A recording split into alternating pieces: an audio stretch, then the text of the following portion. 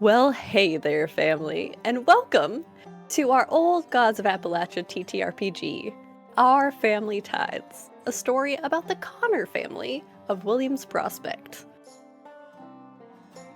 Now, let's introduce our Connors, starting with the youngest, Nettie. Hey y'all. You can find me all over the internet as the recieve, because that's me. Hi. This evening I will be playing Nethera Connor, her sage that delves into darkness. And you definitely did last session. Millie. Hello, everybody. I'm the Azure Butterfly, or Azure for short, or simply Rachel. You can find me at the Azure Butterfly on all the social medias, including Twitch, where I am a variety streamer. I am also the production coordinator here on the Rolling Nomads, and this time zone, I am playing Mildred Millie Connor, the creative explorer who would rather be reading. Certainly did a bunch of reading. See what comes of that. Beverly. Hello, hi, I'm Luna, or Druid by Night. You can find me at Druid by Night on all the social medias, including on Twitch or iStream. I'm the social media manager here at the Rolling Nomads, but for this time zone, I will be playing Ramona, Beverly Connor, the uppity speaker who makes a high, lonesome sound. And that sound is now entirely yours. David. Hello everyone, my name is Gilbert Ramos, aka at Ramos Nomad everyone on the social medias. I'm the CEO and founder of Rolling Nomads, and today I have the pleasure of being Daxton Connor, aka David Miller, the shifty speaker who applies himself. And we'll see what you apply for with the information you found out. Holden. Well, hey there, family. It's me, Avery at Avery DeBoy on all the social media platforms. I am the partnerships manager right here on the Rolling Nomads. So if you like what you see and you're interested in working with us, whether that comes from a casting perspective or from a game designer perspective, and you'd like us to try out something that you're doing, send us an email, and I'm your guy. But this time zone, I will be playing Holden Connor, a vengeful protector who becomes the beast. And we'll see what that beast does. And I'm as I was on the social media, because I think I'm funny. I'm the previous intern here at Rolling Nomads. And I'm going to be the person running this Old Gods of Appalachia tabletop game based on the Cypher system. Now, Old Gods of Appalachia, the original podcast, is a horror anthology podcast. This is a horror tabletop game. We've checked in with ourselves, so make sure that you're having a good time too. If you need to step away, we understand. Now, who would like to give the recap for that sweet, sweet 1 XP? Or shall I?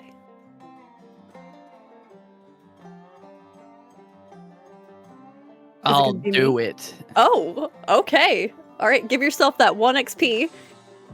For the love of God, let Holden get some experience. I said I was going to go through this chronicle trying to earn 0 experience, but well... That's not how that works, but okay. I will learn nothing. I'm a grouchy old man. It's fine. So as we entered the vantage point of our rambunctious Connor children last time, we needed to make a venture down into town. We did that, all that got done. You already heard that recap, it's not important. What was important is that we came home to one JT Fields probing at the boundary to our property. And if there's one thing you need to know about JT Fields, it's that he's a slick fucking hustler. We brought JT up near the porch, but the damn son of a bitch didn't have the juice to step up on the porch because old Nanny, she had some ways about her. And just as we were fixing to make a deal, it seems that Miss Ramona, Miss Beverly Brand, as it were, had her own ideas. She wanted to hold on to them things, what she had bargained for JT. So a different bargain had to be struck. No teeth changed hands because the molars of a man in your coffee can will always bring you good wealth, but there was well, let's just say Holden's got some skin in the game now. With an addendum that JT would borrow Harry for 5 days and 4 nights before he brought him back.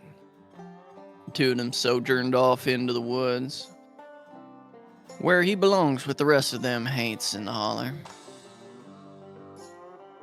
After which there was a brief discussion, and you could say it was something of a neck biter on the inside of the house.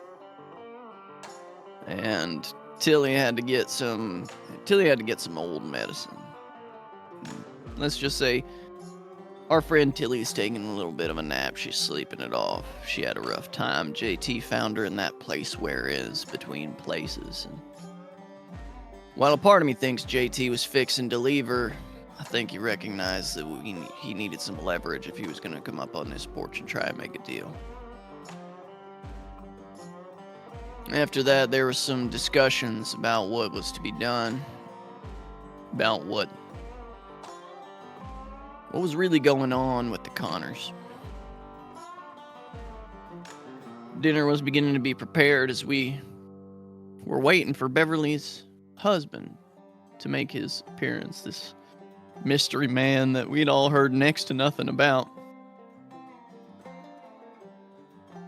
And then that's when we heard car door shut. We went out to see who it was. Of course, in a lapse of a moment, perhaps Holden didn't grab the shotgun and Natty went for it. But as Holden stepped down from the porch, he laid eyes on an old companion, thought long dead with what happened at Barlow. One Jesse Coulter. And that's where we left off. It's good to have you back, family. Good to have you all back. And as we're in this moment, as Buck stands at the edge of the property line, Alden, he died. You found that clipping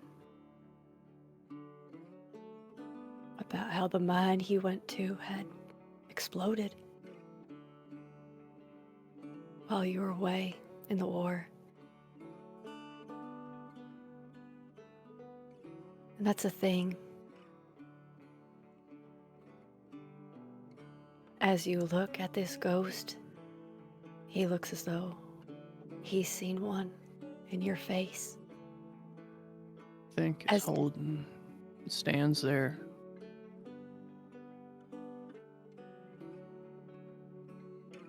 I don't think he realizes that his feet have even begun to move yet, much less how fast he begins to run.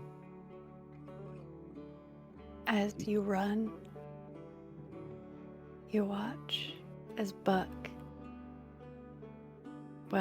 Jesse Coulter,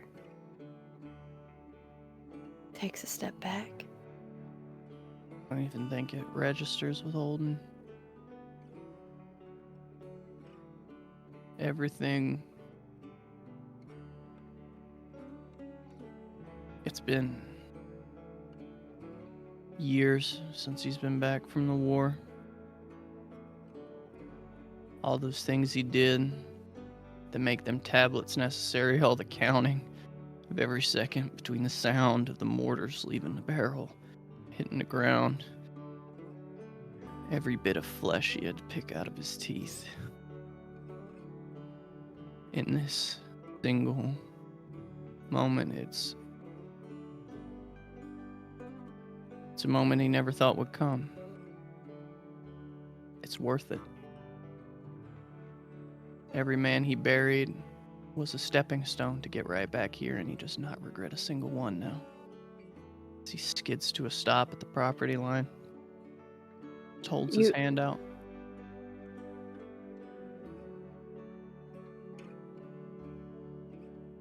You see Jesse standing there, shaking his head. Just, Come on. Come on. no, you're not real. You're not real. You're not real. And his eyes close. And Natty, if I remember right, you were heading out to the porch. Yeah. Nettie has the shotgun in hand, just bothered to shut the door. Goes out onto the porch, sees Holden running towards this man.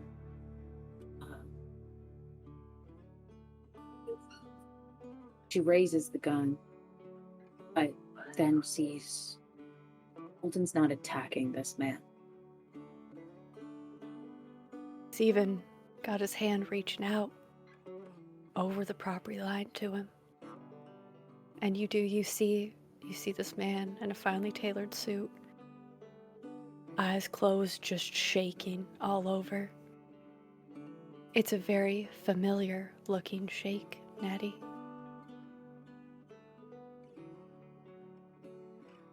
He calls out to Holden. Holden, who is that? I'll look up at Jesse.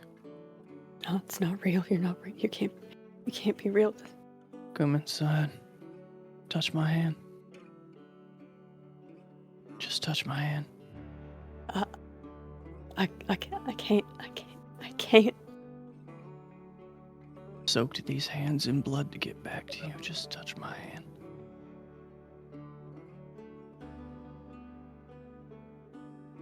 Come on. There's folk inside waiting for you.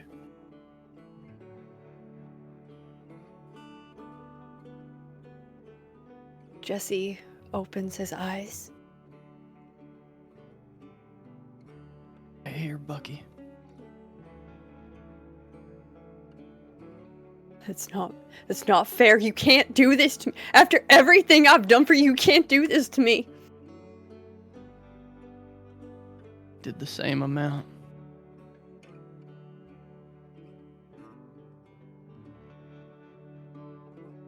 Reaches a hand out and barely touches your fingers and then pulls back.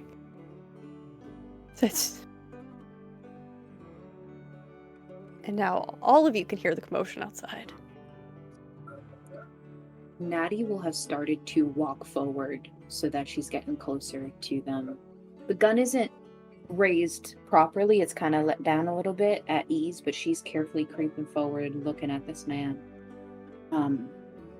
He hasn't stepped over the edge of the property line, and so she squints her eyes.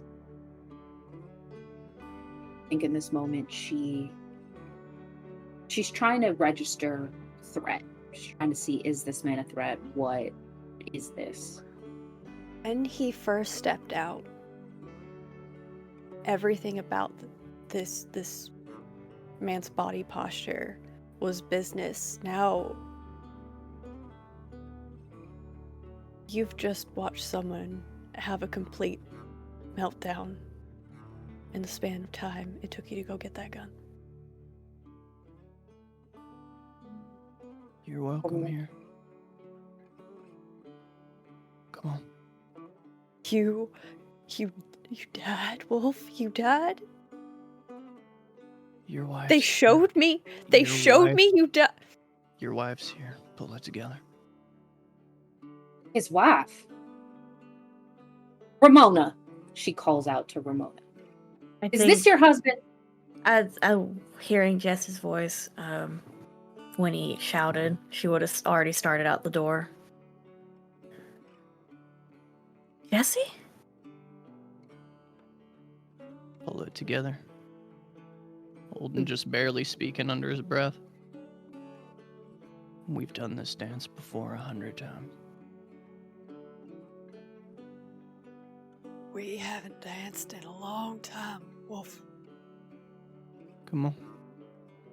Your wife made a nice supper for you, and you're gonna come inside and you're gonna eat like a civilized person. You watch as his hand goes up again, but he puts it to his side. just watches you, Holden. Holden And then will kind of turns to- turn to the side and let him pass. And he takes one step, Natty, then another. And you feel something deep, deep in your bones. And the voice in your head. One step closer. The sound of the gun cocking and going immediately to his chest. She doesn't pull the trigger, it just places on his chest. What are you? If I might. Holden will reach out. And I am trained in moving, lifting, and breaking things. And Holden will wrap his hand around the barrel of the gun and pinch it closed in his fist. Roll me might. As Jesse looks up at you, Beverly, he looks so confused as to why you're here. But that mask drops back as he has something to anchor onto now. Beverly? I'm going to spend 2 points of my pool to lower the difficulty. You have that. Yep. Yep. Use that effort with your edge. That's a 17 on the dice. As you reach out, Holden, and you feel that pulse beneath your skin again, and you crunch into your grandmother's shotgun, bending the barrel. What the fuck, Holden? Said he's welcome. And he's your cousin's husband. Mind who you point the gun at. Cousin. Yeah, I started approaching by now, starting to say, Daddy, why are you raising a shotgun to... Oh, well, that's taken care of. Hi, Jesse. Hi, Bev. What are you doing here? This is my nanny's house.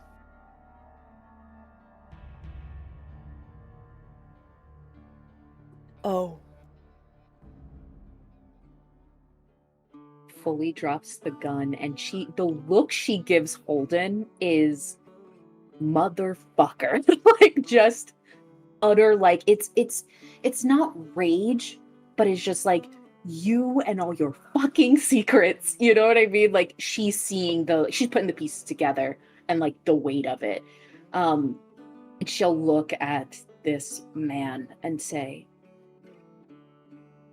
we got a place set for you. Get inside. Thank you. Oh. I'm gonna take that gun and I'm gonna get it fixed up. And every time Holden talks, moves, his eyes flash to him, and then he looks away. And he walks up to you, Beverly. We need to talk then, later.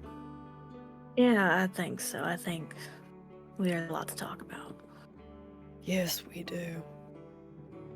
Is Wait. Holden saying that he's gonna go now to go get the gun fixed? Is that what he's saying? I just want to make sure I'm Yeah, Holden just kind of slings it over his shoulder and starts walking back to the shack. okay. She's gonna follow him.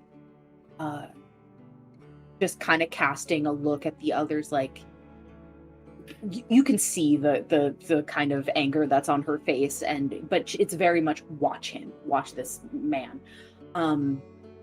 And she goes to Holden before he gets too close to his shack and kind of just brushes her fingers against his elbow really quick to get his attention and says, what the fuck? What? There's something not the man you remember. There's something.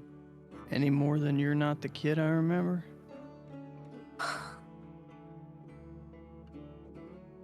Please, for once, don't argue with me and understand I can see things you can't. Something's not right. Couldn't see that black smudge that came out of Daxton before he drank, could you? Could. That's why I had him drink it. Well, get him some shine then.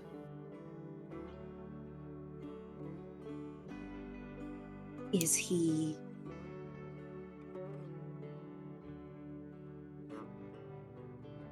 significant to you?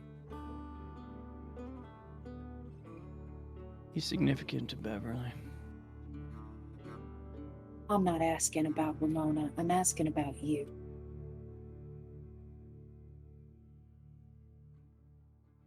I think he should probably sort out his marriage first, and then he and I can talk about that.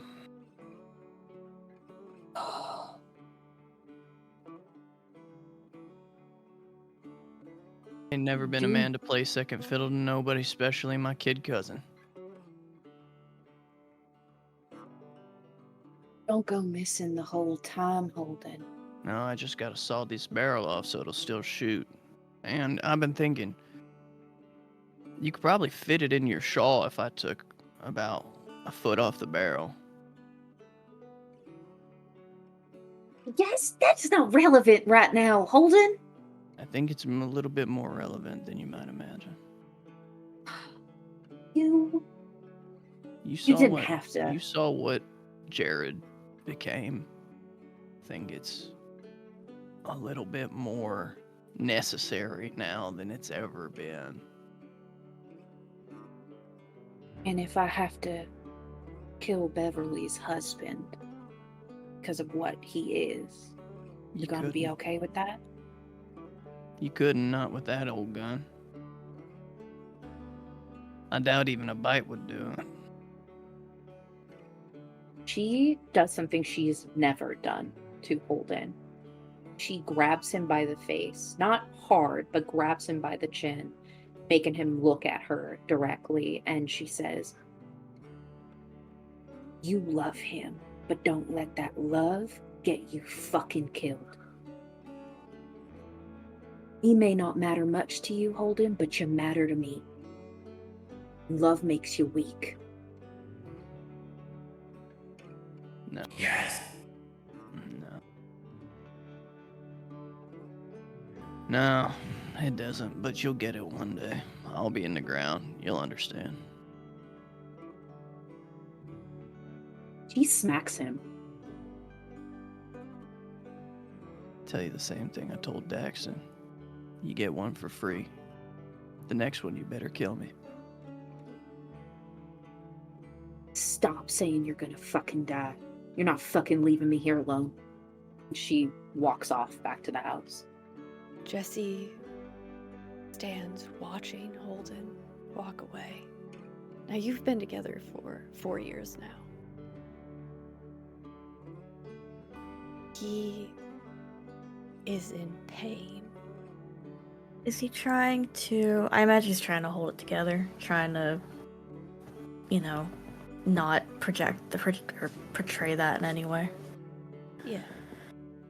I'm trained in seeing through deception. Could I put the pieces together real quick? With what I know. Do I need to roll or... With what Beverly specifically knows, yes. Yeah. Okay. She'll, kind of do something she hasn't done in quite some time. She'll take his hand.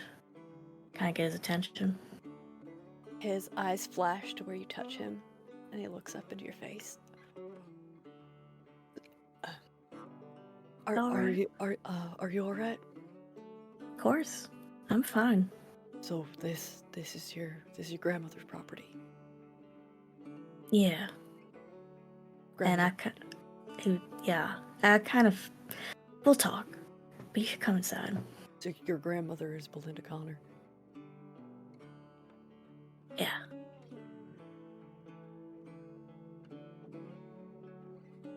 can't believe I forgot.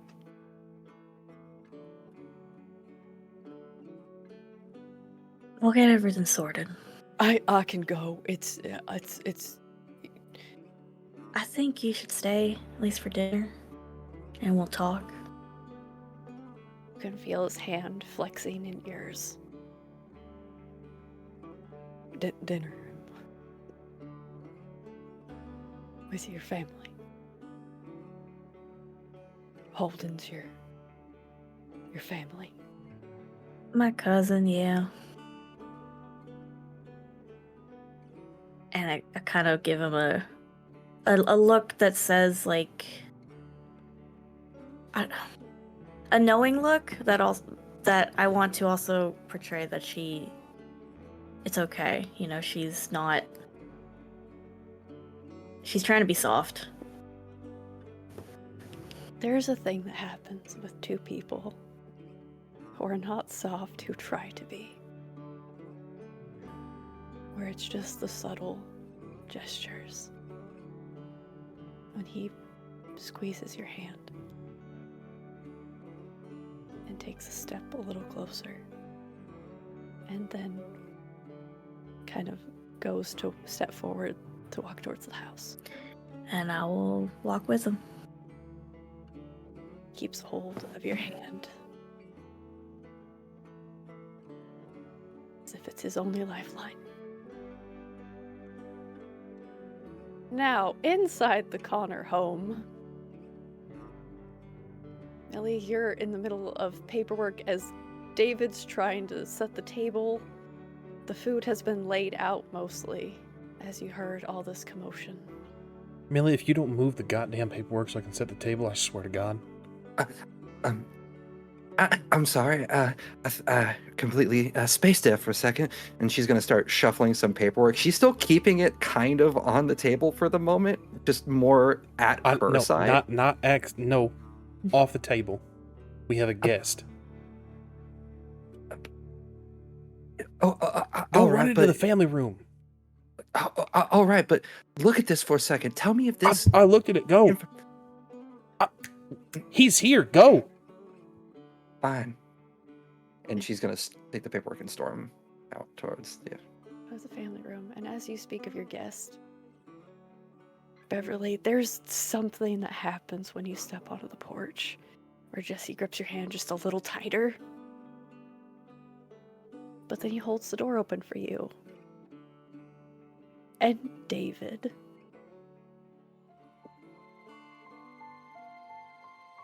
Jesse Coulter just stepped into your grandmother's house holding your cousin's hand.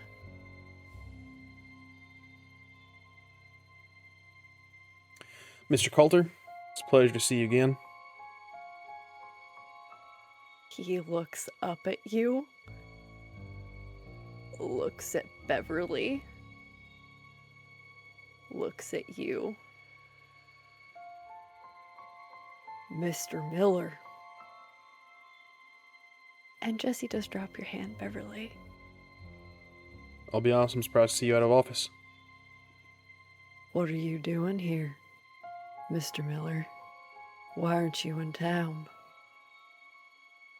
I'm who they sent first, sir. Anybody else know you're here? The right people do.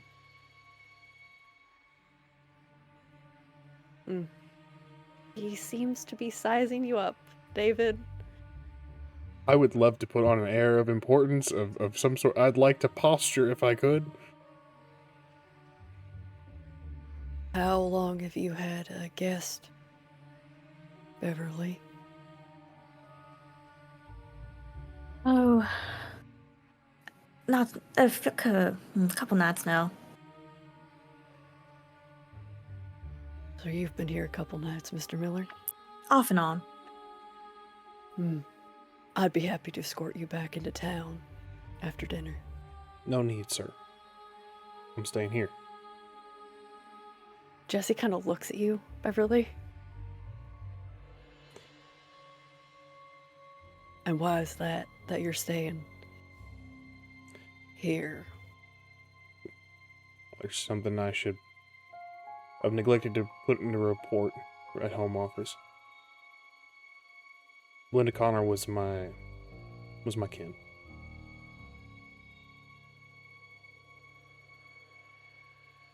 Miss Brandt is my cousin.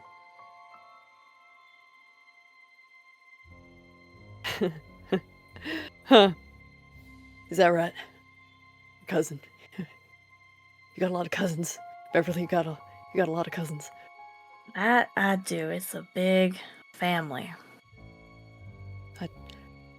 Apologies, I take that's another one. And he reaches his hand out to you, David. I'll And shake it. shakes it. And there is the slightest shock as he touches you. But it might just be his nails. As he notices Millie. Yeah, Millie is just sitting, like, having put the paperwork down for the moment, has just been, like, in the door frame watching this happen. My other cousin, Mildred? Pleasure. Mildred Connor. I know. I know you. That's Right. at least one less surprise. How do you know? I don't think we've met, have we?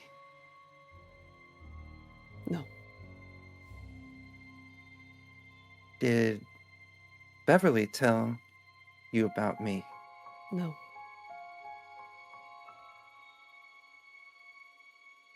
Best not to ask questions, Mildred. All right. I'll look at. Flash a look. Give Jesse a look like, one more thing we'll talk about later. He sits at the table. Like the weight of the world is on his shoulders. As he takes you in. Now. Holden. You're making a sawed-off shotgun? Yeah. Okay. Just give me a roll real quick. See how this goes. 13. It's a little shoddy, but it'll do. Holding a look at it. And just quickly with a file, he'll file in for my baby sister, -H. Just kind of on the side of the barrel. And then he'll head in through the back door into the kitchen. Door opens. Jesse's head immediately snaps up. Isn't there? Yeah. You mind this thing? It's yours now. Yeah, all right. She'll take it. I don't want to see it laying around where it don't belong.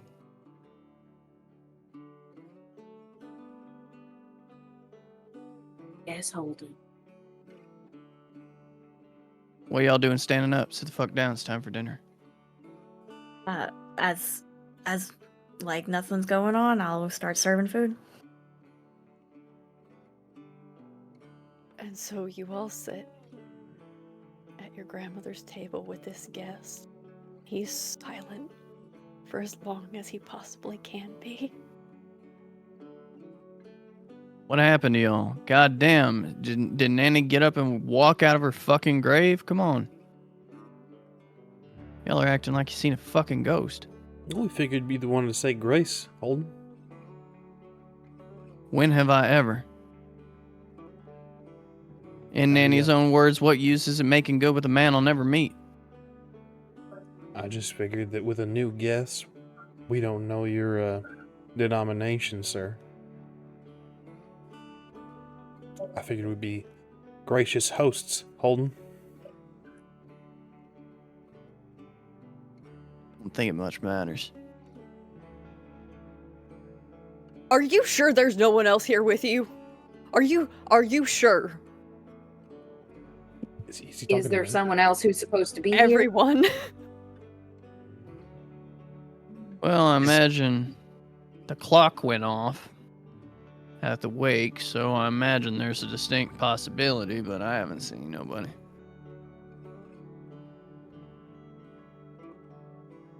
You expecting somebody, Mr. Coulter? I didn't expect any of this, actually. And What did you expect?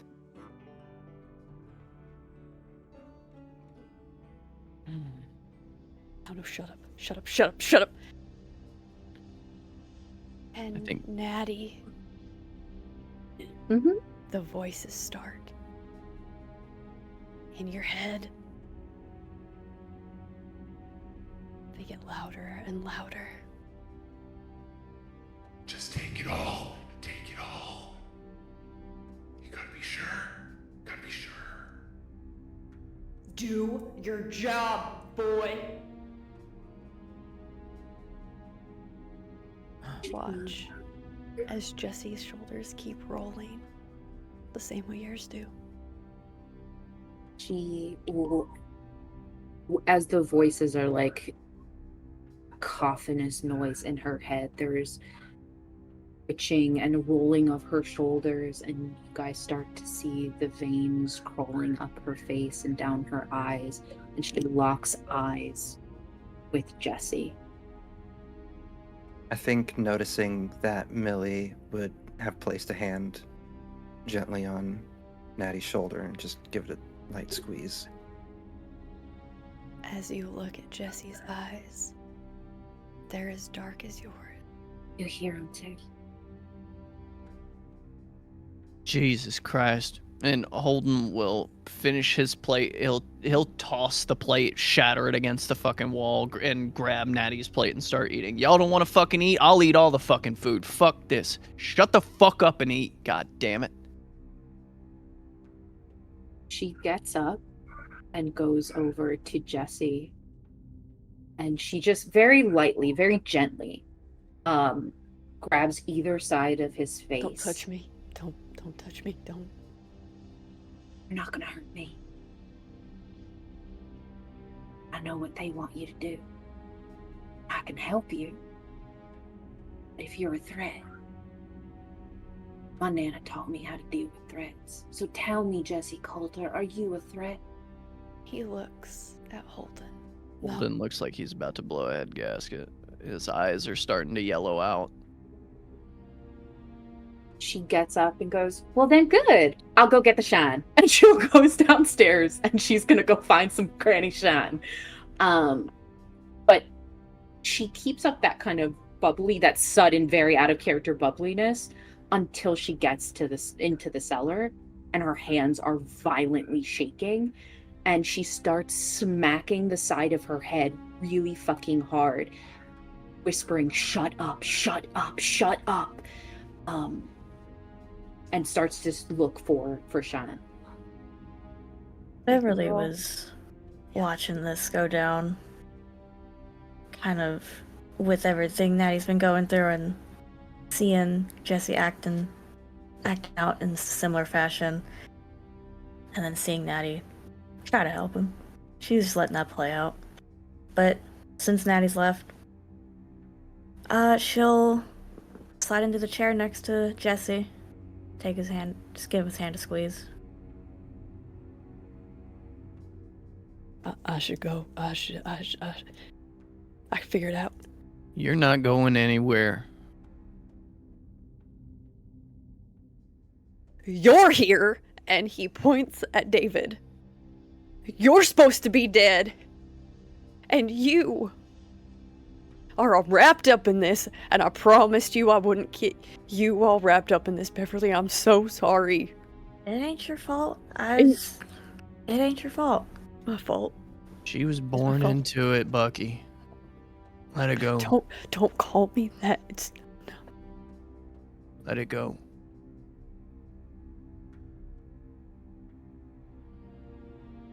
What are you so afraid of, Jesse? I have to do my job. I don't want to.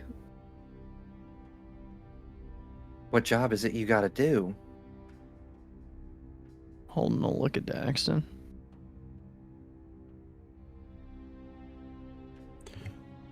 I think I found a workaround, Mr. Coulter. Is that right? You found a workaround? What, you're gonna hide all of them? Because I've tried to hide people before, Mr. Mill. I've tried, and they will find them, and then I still have to kill them. I think Daxon will loosen his grip on the knife. Nobody's dying tonight. Exactly. So What's you this can't- grand plan, David? Well, I need Mr. Coulter to put in a formal report that everything's going under control and that Mr. Miller is taking care of it. And that his services are not required. That's not how that works. You Can know be. that. You have more sway than I do. What makes you think I have any sort of sway? You're their go-to. Any more talk of barrow and lock mining combine at my fucking dinner table might change my decision about somebody dying tonight. We can save that for shine on the porch after supper. Agreed? Reed, I think that's a fine idea. Also, Mildred asked you a question, Mr. Coulter. Yeah, and I'd like to quite hear it, especially after the comment of you do you kill people, Mr. Coulter? Mildred, I think it's quite apt to I don't ask. think it is. I think it would be quite alright if Mr. Coulter got to be a civilized person for tonight. At least for a few hours while we eat. There's a few hours here and there. Beverly, you didn't know what Jesse did. Yeah. I think that she's trying, as always, trying to keep up appearance. She's back to being a little blasé about everything, just trying to keep the peace for now. But inside, she's just a little freaked out. Yeah, Jesse's squeezing your hand right back. You know,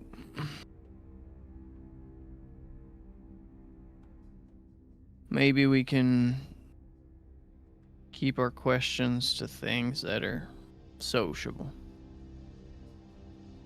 How was the drive here, Mr. Coulter? Find the place all right? Yes. It That's was unpleasant travel, but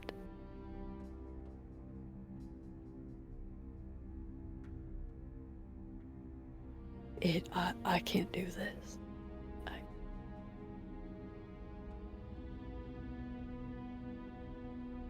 Well, seeing as I ate 2 plates, I'm gonna go out and sit on the porch for some shine. I don't want to see a single one of your faces out there till your plates are cleared.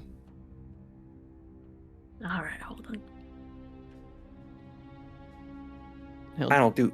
As he walks by Beverly and Millie, he'll lean down and kiss each of them on the back of the head. Millie. and head out to the porch.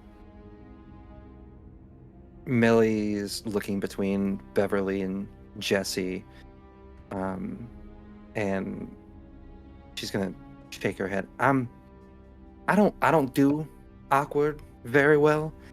I'm gonna go and check on Natty. It's been a second. I'm gonna go make sure that she's okay. So I'll be right back. And Millie's just gonna stand up and walk. That will leave the 3 of you at your grandmother's kitchen table. We're gonna take a look in the cellar. Natty, with your shaking and the voices telling you you have to do your job. But it's so much farther away. And there seems to be a hiss of other voices that say they need them. And it isn't their place. So you grab just one of the bottles of shine. It takes you a while of searching. And you hold it. It's got that slightly warm feeling to it. And then Millie comes down to find you. You realize you've been in here for a while. Natty, are you okay? I was getting a little worried about you. There's a little bit of a look of like frazzledness about Millie as well right now. Natty is still holding the shotgun Mm. in one hand and has the shine in the other. And she has this not quite 1,000-yard stare, but just a distant stare. And you can see the twitching and the rolling of her shoulders and whatnot. Because she's still hearing the voices. But your voice cuts through enough that she looks at you.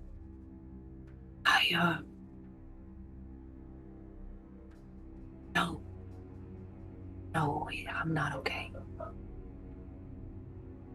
Your face, she's gonna walk up to you and kind of put a hand on your cheek.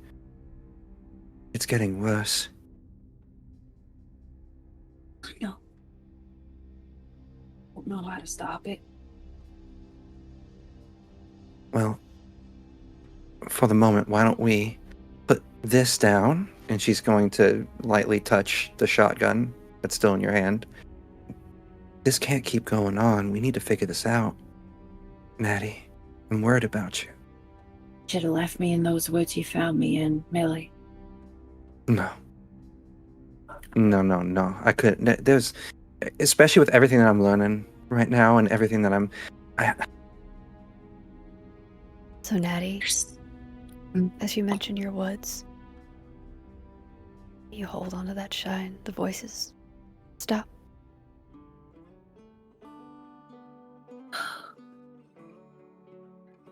She rubs at her head for a moment, kind of like shotgun in hand, and does it with like the back of her hand, and says, Ramona's husband. Intimate friends with Holden. intimate. You mean? Huh. And Yeah. apparently co-workers with Daxton. So that's a fascinating little web that we have going on right now. Co-workers with Daxton. Eh? Oh. Speaking of said husband and cousin,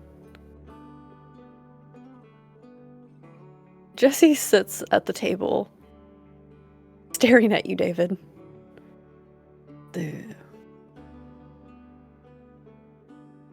Huh. No talk of work at the dinner table. But we are going to have to figure out something, or we are dead. Like I said, I got a plan. You're just going to hide up here? No, sir. It's not in me to hide.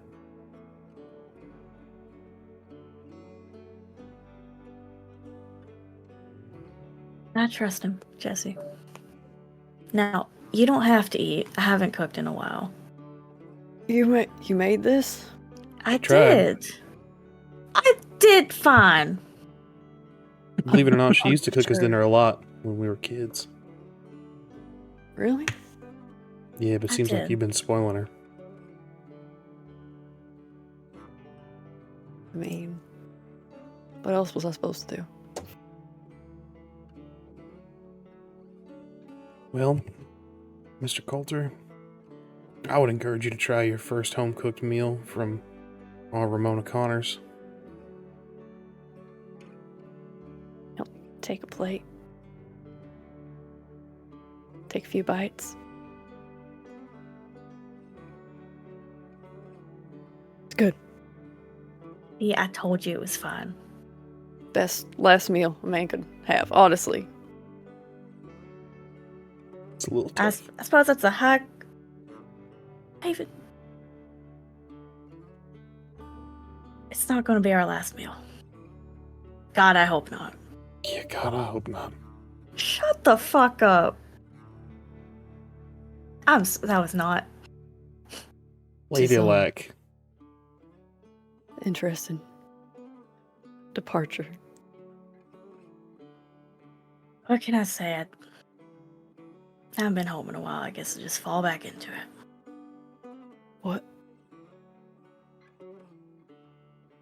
What happened with Holden? What do you mean? I heard he died. Well, he did. You just came back a little. He took some shrapnel to the chest and bled out. Fell out No. wood. There's a false report. Doc's got it wrong. He came home. Wasn't the docs.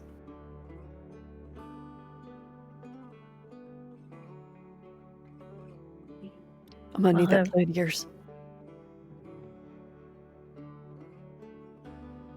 I'm really gonna need that plan of yours. Doc. Whenever you're finished eating. And I'll get up and clear my plate. The same way that Holden cleared his is the way Jesse devours the rest of this food. Yeah, I told you it was fine, David. Fantastic. Man's hungry for answers, not for whatever the hell I that could is. always have Miss Ruth expand it at your boarding house so you get a kitchen. If that's something you actually want to do. If I yeah, we should be fine. We'll cross that bridge when we get to it. Okay? We're gonna be fine. I don't know about that, but I promised you. So, squeezes your hand. Squeeze it back and clear my plate and take up his. Bring it to the sink. And you watch as Jesse hesitates.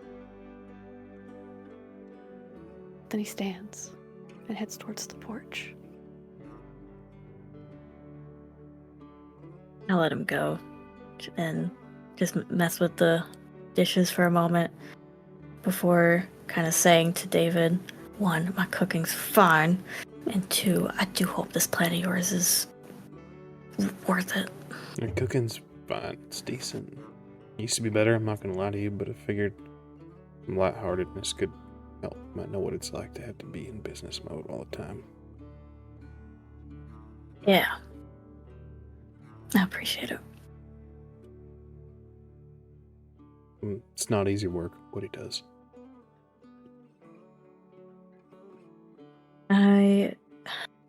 I could imagine not. I would hope not, anyway. But things make sense now. Things make more sense now. She kind of looks down, stops for a second, and there's a flash of regret. Regret for not being more involved, more talkative with them. Yeah. Good of him to not pull you into it. I didn't really expect that of Mr. Coulter. Good man. He's decent. Now you gonna come explain this plan of yours or not? And she'll start to dry her hands and head out towards the porch. Yeah, I'm sure no one's gonna fucking like it. And I'll head after Beverly. Out on the porch, Holden. What are you doing? Packed his after dinner pipe, and he's just been sitting on the porch, trying as hard as he can to picture that first time he came up the lane and how this place felt then. Kind of thing that doesn't leave you. Thing when you're a child, things feel different. And as time passes, those things change. There's things we forget. But then there's also the things that stay with us. That first conversation with your grandmother on the porch. And the first time you met Jesse Coulter. Out in Barlow.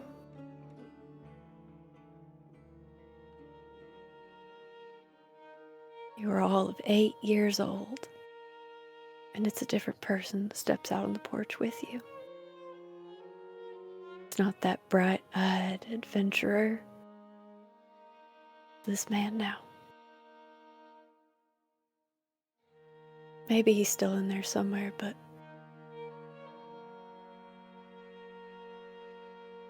his eyes are dark as he takes you in again. I think Holden just looks up from his pipe.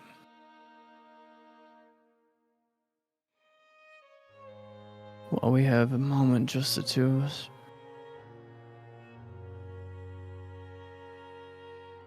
You're gonna walk out into them woods 2 hours after the sun sets, and you're gonna walk in my back door of that shack out there 3 hours after sunset. You understand me? You died. Said, They do you told me. understand me? You died. I'm not the same. Neither am I. I don't know. Jesse, I don't care what happened. But I tell you what I won't do. You look me in the eyes and tell me you don't love Ramona. Because if you love her, then there ain't nothing for us to talk about. And I wouldn't begrudge you.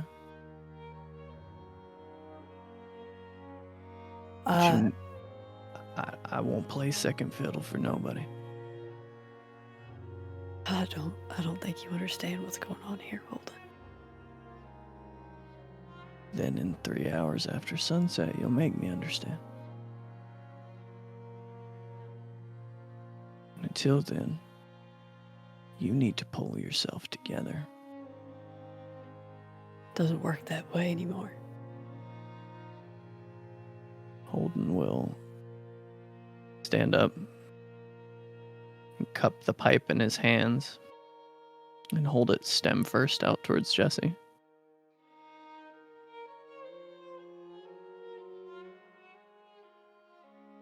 I need you to make me a roll because of how that pipe works. It's a 19.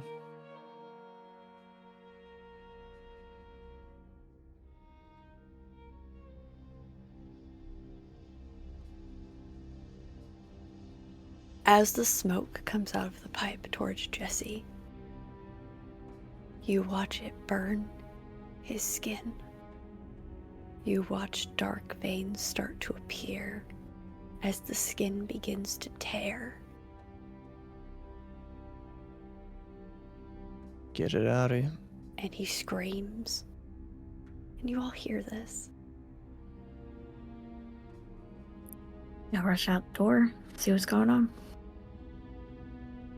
I need to know where the rest of you are for what is about to happen and what you are going to see.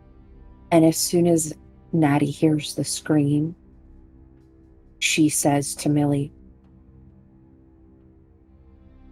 "Get the bucket," and she's going to run out the door. I'll get, because I think it's going to be closer, I'm going to get a bowl from the kitchen. That's bad. How much? Okay, he's gonna. That's 4 damage. Oh my god, poor kid. Alright, so here's what happens. Shit. As Natty, you come out of the cellar. Millie, you go grab a bowl from the kitchen. Daxton, you're running outside with Beverly, I assume. You watch as the smoke from your father's pipe envelops Jesse. And his skin begins to tear and shed, his suit ripping as fur bursts forth, and a great pair of antlers springs from his head, his face elongating into something unnatural with long, sharp fangs. And as the blood and ichor pours off of this creature as it stumbles and thrashes on your grandmother's lawn, you see darkness envelop it as this creature looks up, making no movement except for coughing and hacking as ichor pours off of its fangs. Now Holden,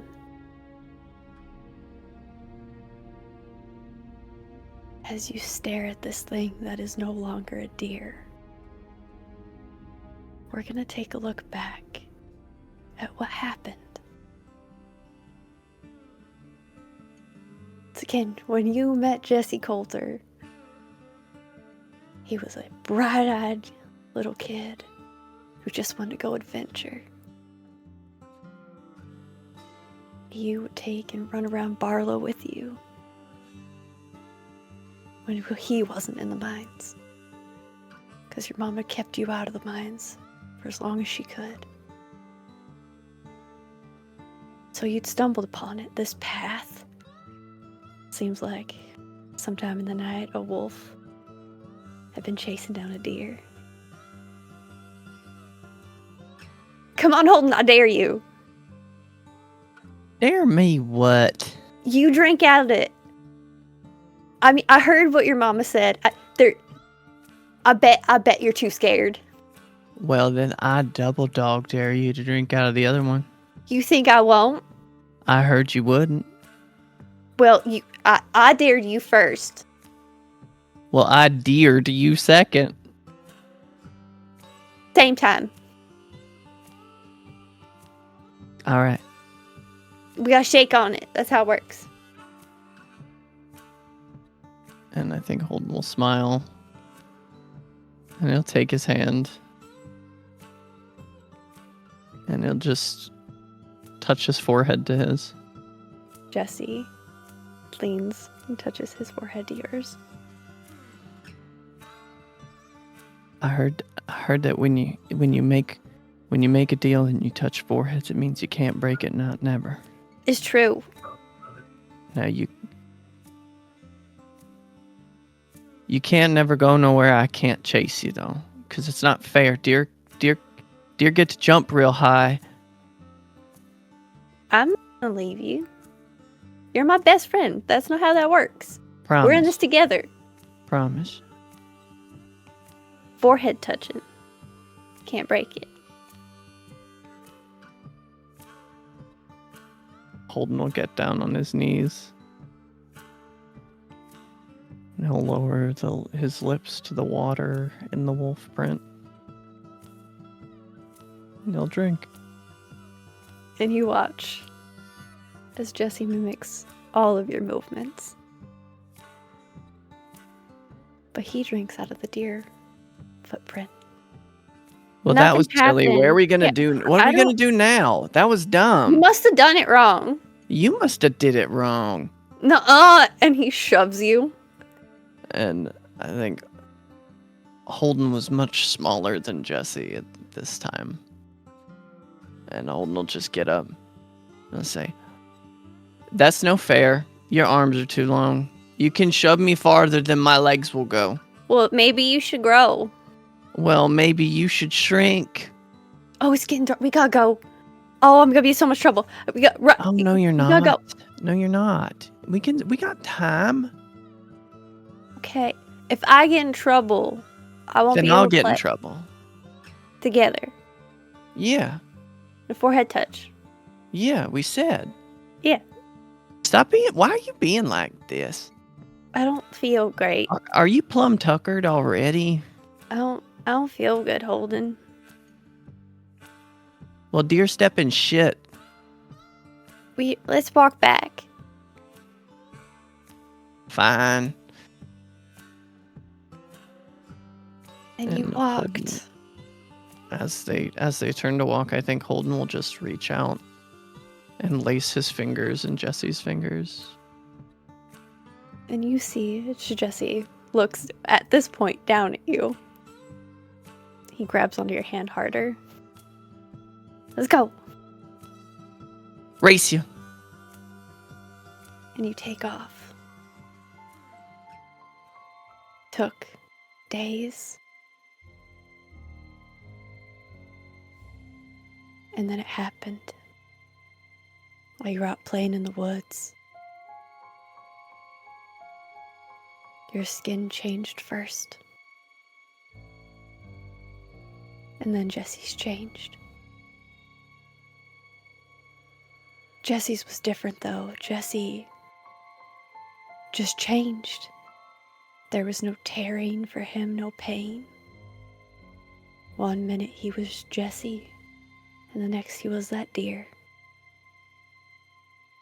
That buck.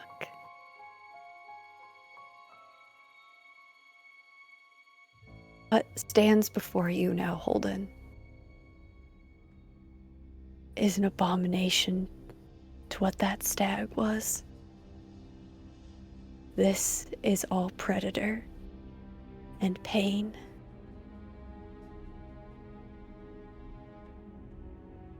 As the nostrils flare, I think. and it looks around wildly, its jaws snapping together as it tries to get out of the smoke. I think Holden will just step down off the porch. Then he'll reach out and he'll grab the base of the antlers. And he'll press his forehead to Jesse's. You said no, not never. You said. Don't make a liar out of yourself, Jesse Coulter.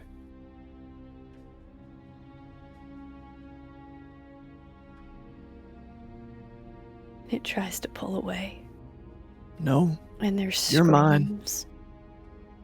you stay right here. Screams die down as those antlers break in your grasp. And this creature, as the smoke starts to dissipate, slowly shifts back into a coughing Jesse, forehead pressed against yours, as he fights for air.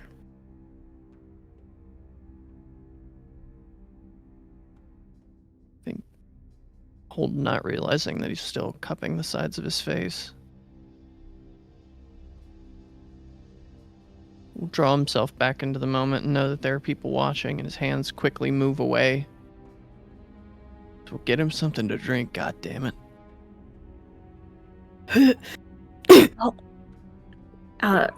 Ramona will descend down the porch to Jesse. Kind of put an arm around his shoulder, hands on both his shoulders, say, "Are you alright? Let's get you sat down." What was that? Strap in and get ready for round 2, because this shine ain't gonna treat you too good. Not doing that again. Yes, you are. Natty comes out and says, Daxton, go get some blankets. I'm sorry, Ramona, go get some blankets. Daxton, get ready to help hold him down. And she's gonna come around to the front of Jesse, and her face is a lot gentler than it's been. She unscrews the shine and she looks at him and says, "This is gonna be hard. You'll be better for it afterwards. You won't have to be afraid anymore, okay? How this works, I know how this works. Listen to me. I'm looking at you. Good. then you know I'm not playing, boy. You're going to be here and you're going to be with my family, then you're going to do this. Better And how you damn think it good goes. plan, Miller. And how you think this is supposed to go, I want you to forget that. Those were lies poured in your ear. Go on now, drink. And she's going to help him drink the shine. I need you to roll for me to see if this is gonna work because you're using magic. Okay, bitches, we out here. I'm going to use my last remaining XP here. In order to help Okay. bring this down. And as she's to doing... bring it down, you take pools. It's from your pool. Oh, you just have okay. to spend from your pool. So it'd be 3 Cool, to cool. lower to add effort, which would lower the difficulty. Okay, so then yes, that's what I'm going to do. And as she's gonna look, briefly at Ramona, but then look at Holden, and fierce gaze in her eyes.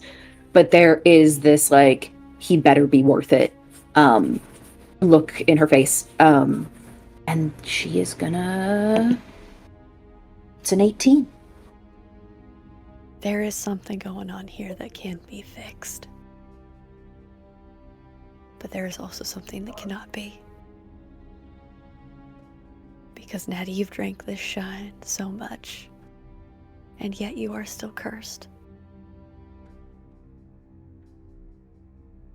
However, there's more than one thing going on with Jesse as he downs all of this and begins to leak that black ooze from every orifice. Is there a way for me to use the bowl to start trying to catch some of that? It's gonna get on you though. I'm assuming We'll this is see what what Natty happens with wanted. that. So take your XP and give one to someone else. We'll see what happens with that. So, as Jesse drains this mason jar,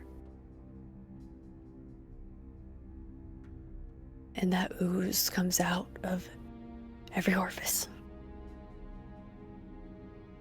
starts to shake and burn, stands.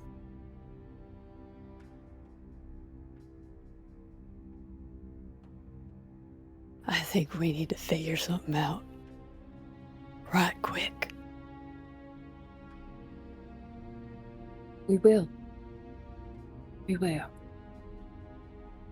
But you're gonna need to tell me what happened to you. Because it wasn't just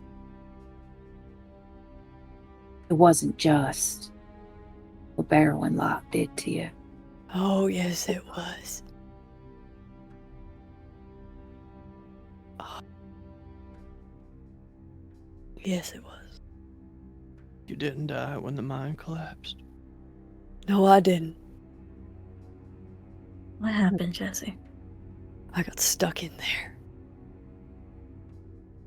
And then they started talking to me.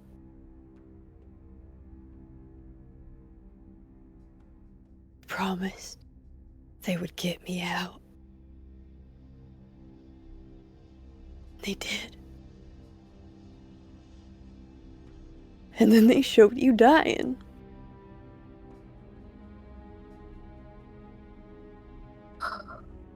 I did die.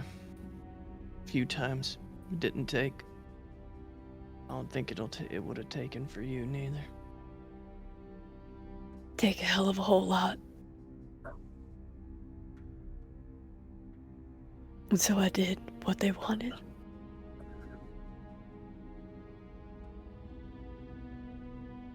I didn't They become make you something like you, but it was just as bad. And he's looking at David.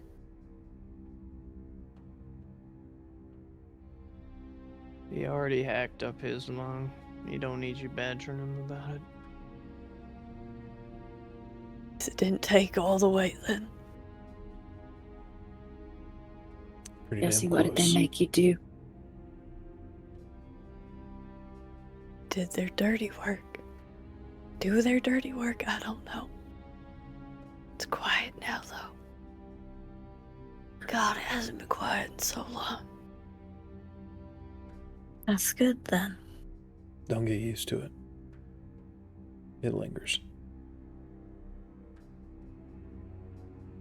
So you're out? I'm out. Don't ever go back. Don't let them do this to you. Don't.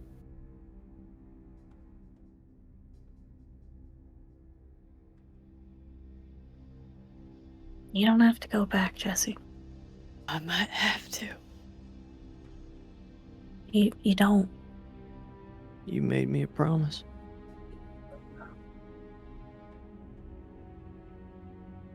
You made Ramona a promise at the altar of that marriage. And you do your best to keep it. Natty is gonna take off her shawl. She's gonna drape it over his shoulders so he has something, because I know his like suit tore off and whatnot. Oh, yeah, no, he's just naked Jesse Coulter on your grandmama's naked lawn. in the breeze. Yeah. For sure. As she It's not just the gives first time it to someone's him. been naked on Nanny's lawn, won't be the last.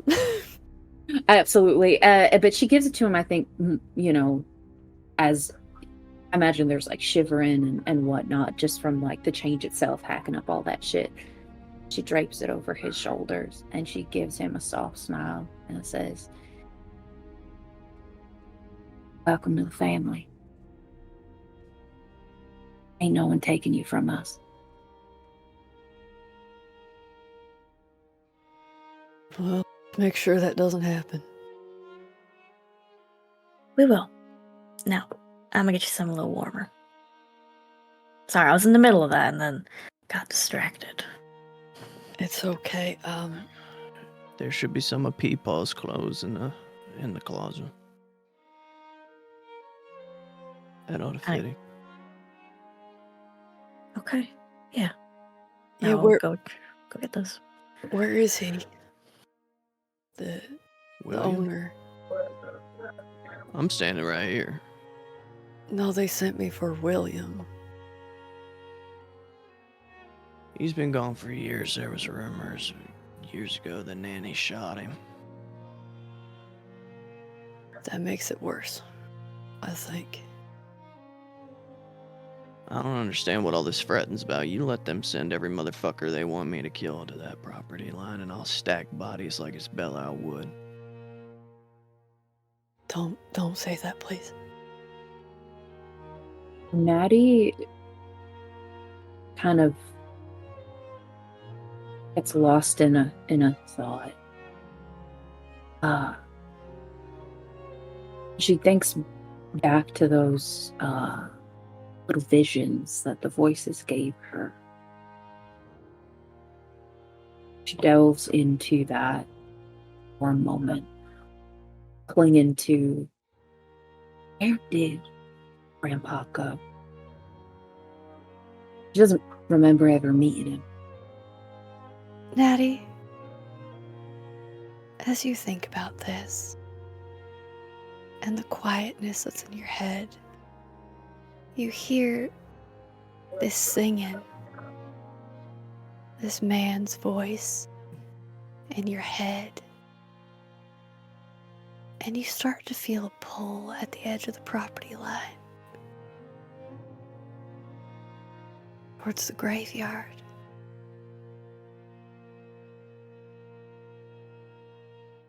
That voice is deep and hushed almost. Can't really make out the words. It's almost like a lullaby. While they're all distracted with helping Jesse, he starts to drift, heading towards that pool. So as you're getting close, so let's hear this plan of yours. Why don't you go ahead and put your pants on first? I think Holden's gonna look towards Daxton. Just gonna say. You said you were out. Do you mean it? I didn't till just now. Well, then I'll put in the paperwork and you'll go to work with me on Monday. No, sir. I didn't say I was gonna go work with you either. Well, you gotta have some kind of job. I ain't letting you sit around here like a lazy ass. Oh, I'm gonna.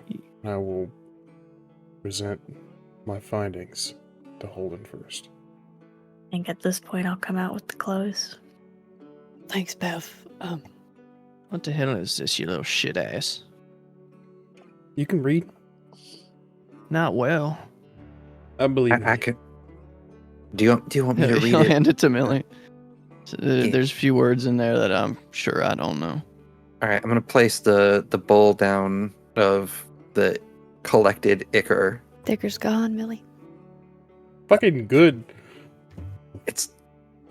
Oh, that's disturbing. Okay. You just, and I think You're that's the doing moment magic that, on your hands forever. like, looking between the empty bowl and Millie again, and then looking around for Natty. Daddy's gone. Holden will be like, you just tell me what that means. I'll be back. And he's gonna start following his nose, looking for Natty. You have all the paperwork, and I mean, what you can explain to Holden is you found your family's documents, the birth certificates, that family tree.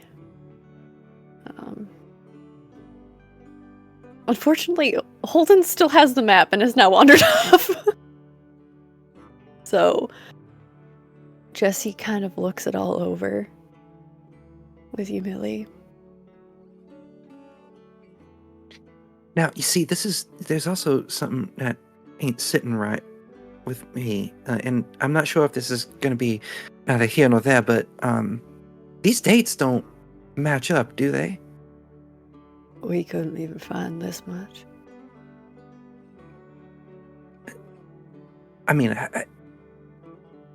I mean, Garrett died. We did find his name. We thought maybe he was the property owner.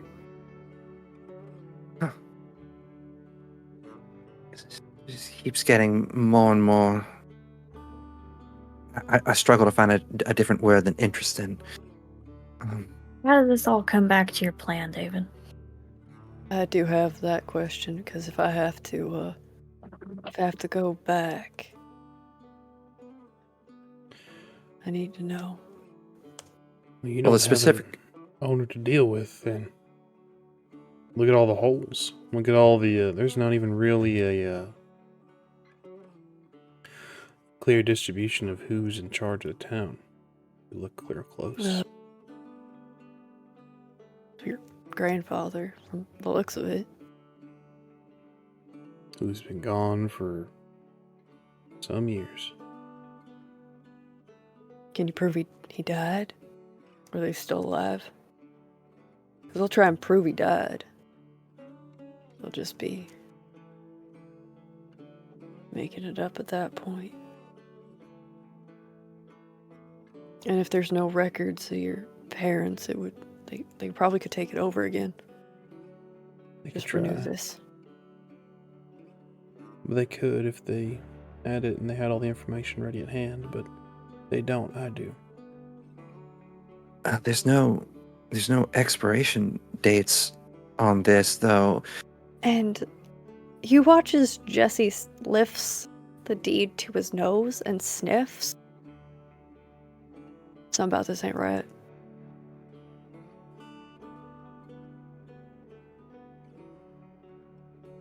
You can smell that.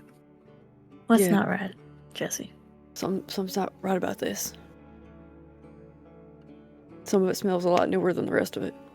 Sure that we'll have to investigate that further, but my immediate concern is the rights to the actual property, the rights to the town itself. We'll tap on the lumber lease. So I'm sure Jesse will know. Ordinance. That can't be right. Maybe that's what it is. Maybe they messed with that, because otherwise this lumber lease is pretty much the whole county. Correct. So I will be renewing this lease tomorrow morning. You will be... You choose to go back, which I would advise you don't. You will be dealing with Mayor Daxton Connor. You're gonna take the land from them. And they'll not see a fucking single inch of it. Okay.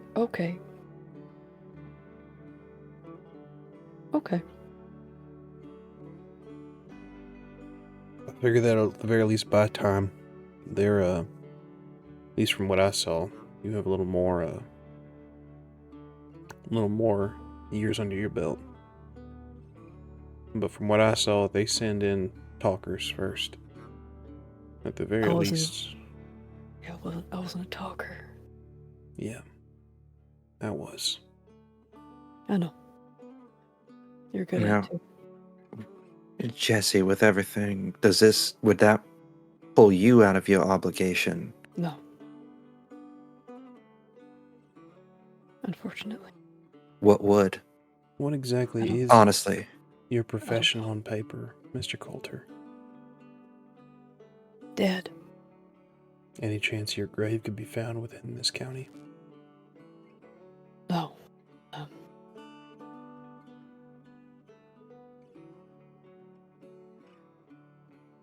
Stranger things have Okay. been found.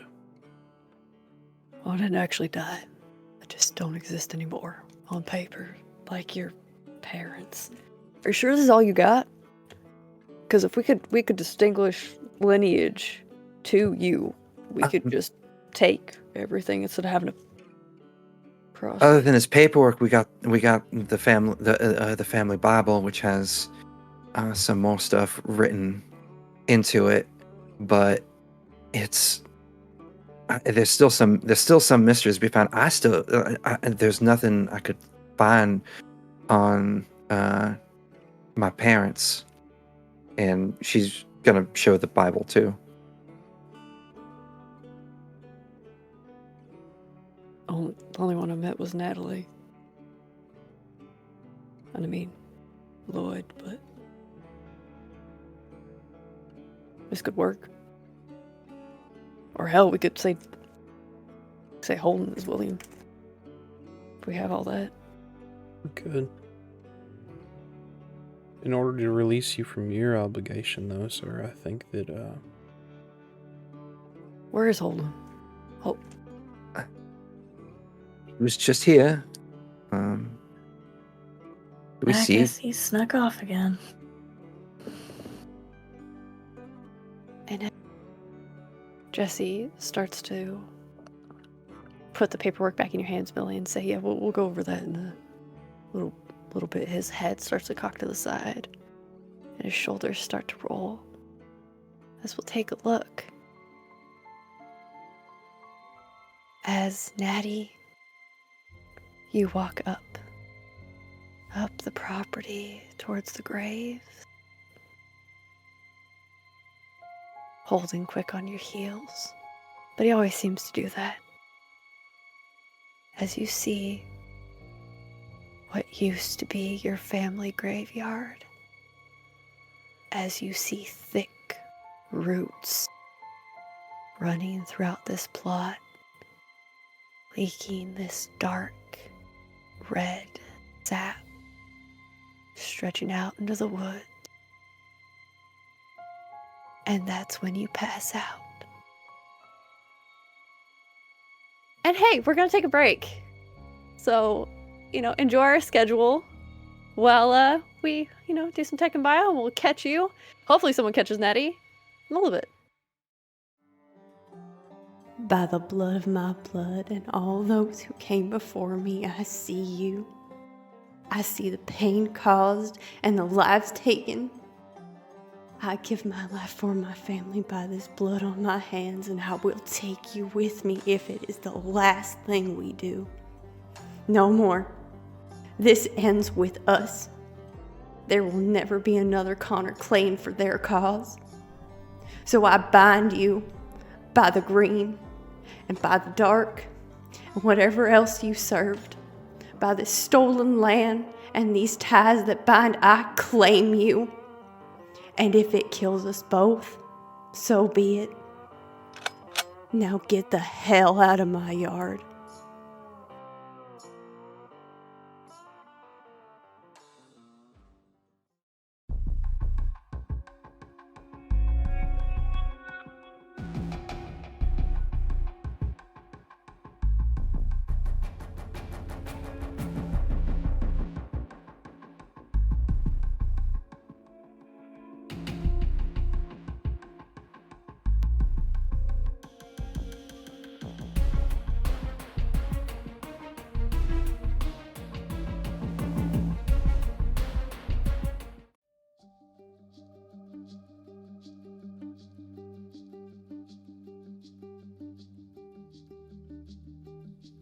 What shall we conclude then?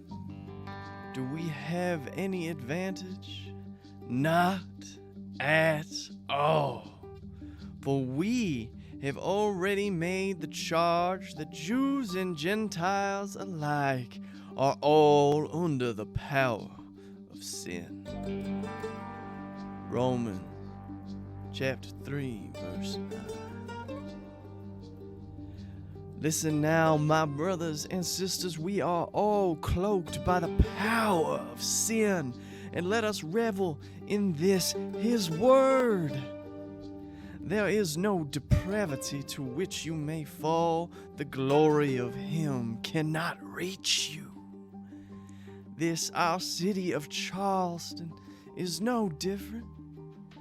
We see the lauded sins of the adulterer and sorcerer alike. Amen. The sins of the politicians who would style themselves as Pharisees. Amen. The cruel and the wicked are lions which lay down with you, my lambs. Can I get an amen? Amen. Follow me now as I tell you, the forgiveness for our sins lays only in that holy blood in which we have been washed, my brothers and sisters. We are washed in the holy blood of the covenant. Praise him, Lord. Let us show our trust in the Lord with this handling of the serpents and in the speaking of tongues. Amen, my brothers.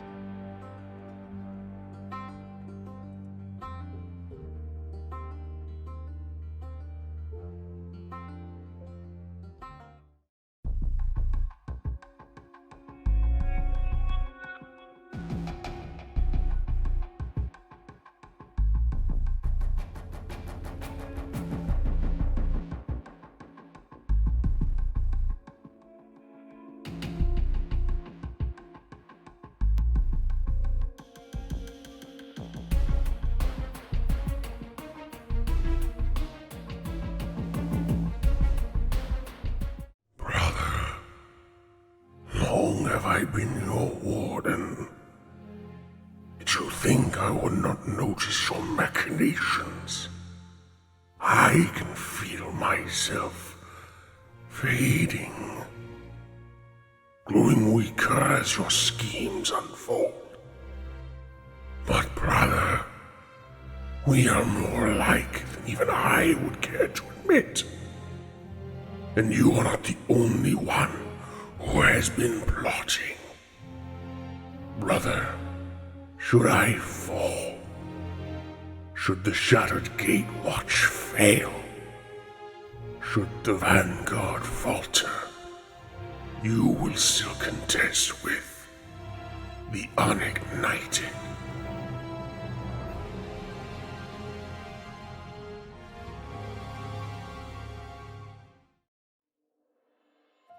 Well, hey there, family, and welcome back to our Family Tithes. Last we saw, Natty was hitting the ground. As we look upon the Connor family graveyard, the resting place of your family. Well, most of them. And Natty, as you tumble, everything goes dark for you. Beholding, you see Natty headed towards the roots. Do you do anything? I think just kind of one-armedly, Holden will scoop Natty up and toss her over his shoulder. You watch as she loses consciousness. These roots start to grow again. Sap. This pitch that is deep. Almost red. Leaking from it. Then we'll look to the back porch where his axe for work sits, this massive double-headed woodcutting axe. The head alone weighing in excess of 14 pounds. And he's gonna run Natty back to the porch and grab the axe and come back. And as you run, we're gonna take a look at the other Connor kids. Now, Jesse was walking, trying to find Holden. And Beverly. Your head starts to pound. You can feel it like a heartbeat against your temples. You remember your grandmother used to get like this sometimes.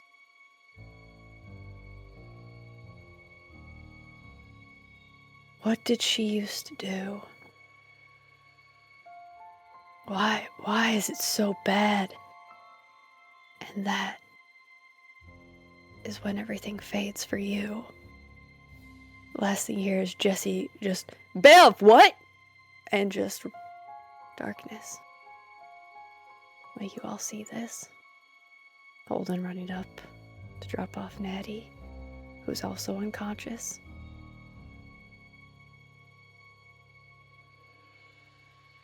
There is a cost for magic, whether it be the components themselves or another price.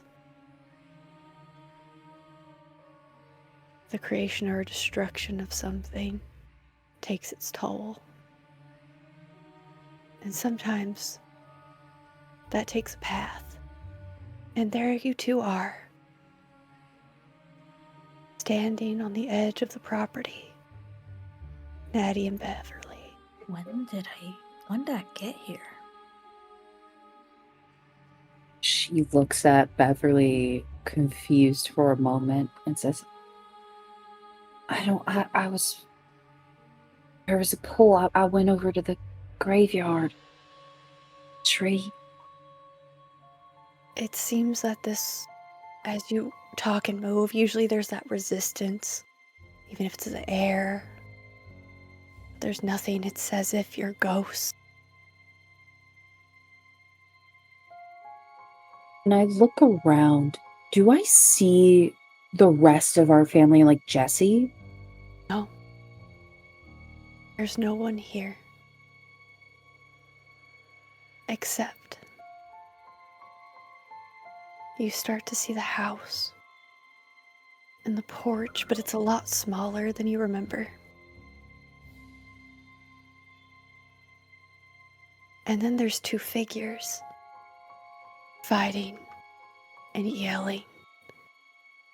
They're so blurry. Everything is smothered in this darkness.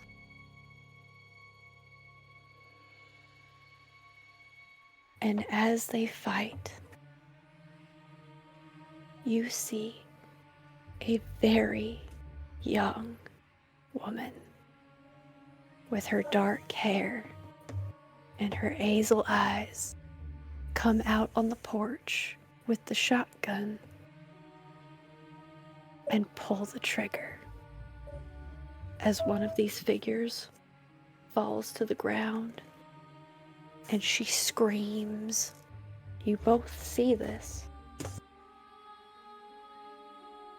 What Is there the hell? anything you do? Natty, do you have any idea what's happening right now? I grab Ramona's hand, almost as if to like find strength in this moment. You can't touch each other. You are somewhere and nowhere. But you're in it together at least. I can't. What? Okay. All right. Okay, all right. He's trying to show us something, I think. Shows what's showing us what? She starts to like crane her head and lean a little bit forward, looking towards the house. And she's trying to like pick faces. She's trying to see who these people are. It's so odd. It fades in and out. The one that is clear is that woman. Now, there is no pictures around your house growing up.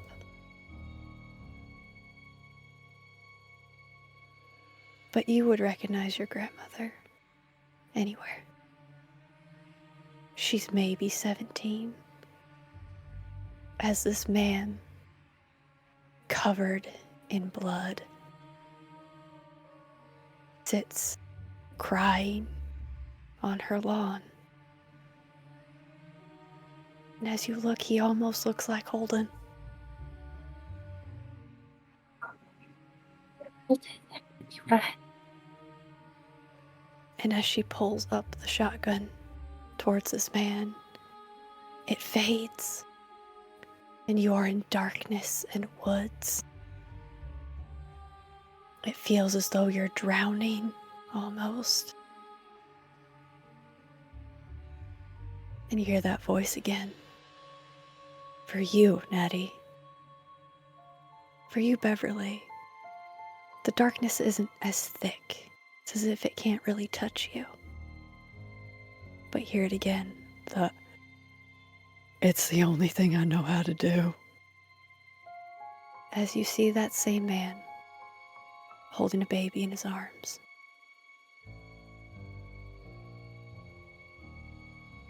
As a body slips into the ground of a woman who looks much like Natty. What? You were Ramona, what very, is this? very young, Ramona. But your father did go visit Natalie, his youngest sister, once. You were about 2. You vaguely remember her face. But it's been so long. I think Beverly's just trying to rationalize what's happening right now. The only thing she can think to do is move closer to get a better look. It's as though time starts to speed up. Body decomposing. And the darkness seeping away. That you see a giant tree.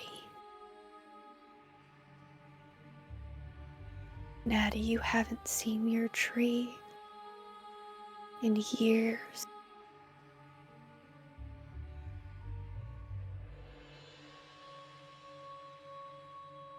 My tree.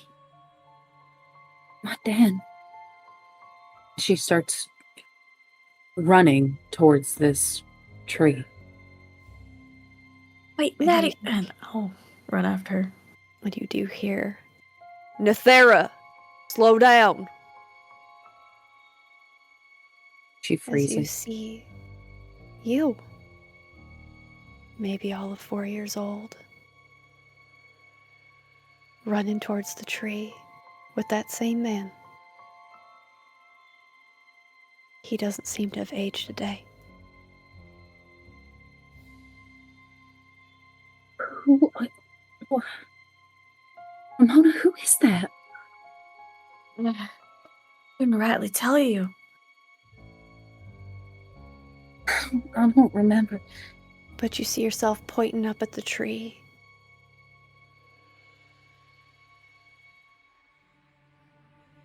hard to hear, with the voices in your head screaming. But you hear it, Beverly. This young Nethera asking her papa to put her up in the branches because she wanted to see. That might be your grandfather?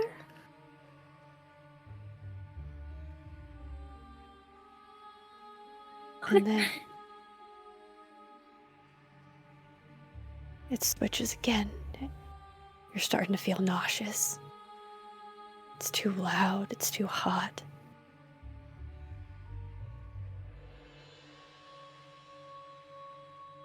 As the ground around you begins to shake and tremble, the voice is screaming that they will be back. She can't keep us out forever. Who can't keep you out?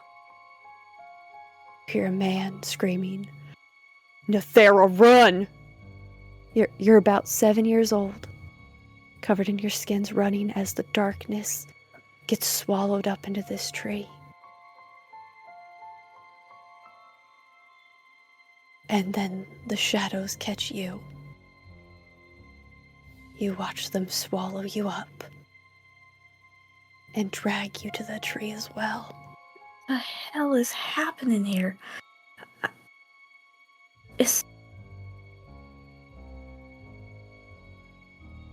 And you hear the voices go, We'll take care of you now. You're gonna help us. We'll make you strong. You don't need any of that. Just sleep. Does this start to become clear to Natty? Does she start to remember these moments roll me as she intelligence. experienced them? Yeah, roll me intelligence. I'm going to see if you remember everything. It's an 18. Well, damn. All right. Yeah. You do. As the darkness tries to swallow you up once again. Beverly, you watch it try and take Natty. The Natty that's standing beside you, holding her head. As those tendrils reach out and try and pull her back towards that tree. No. Yeah, she'll, for pretty much forgetting that she couldn't touch Natty, she'll make to grab her and pull her back. Natty tried to touch you. As you grab for Natty, you get a solid hold on her. And you pull. And you pull. And then you wake up. And Natty, as you sit, memories start to flood your mind. You had asked if you knew how to talk. And you did. Your papa taught you. In the woods.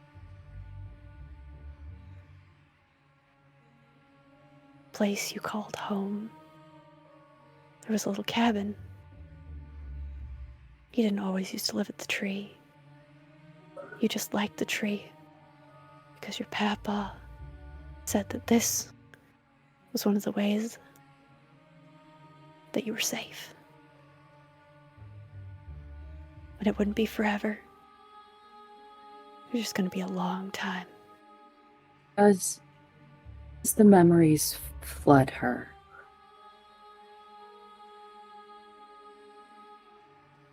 does she remember what the tree really is? As your cousins surround you, except for Holden, who's going at it at the roots with an axe, if I understand the plan correctly. Okay. It was the price that got paid. This tree holds all the pain for the things that were done to the Connor family. The tree itself, while it is just a tree, the spirit inside of it is something your grandpa watched, because it was as much part of him as he was of it. And he used to talk about your mama. When you would ask where the rest of your family was, that you had a brother, you had cousins, and that he loved your grandmother more than anything in the world. He was going to figure out a way back to her.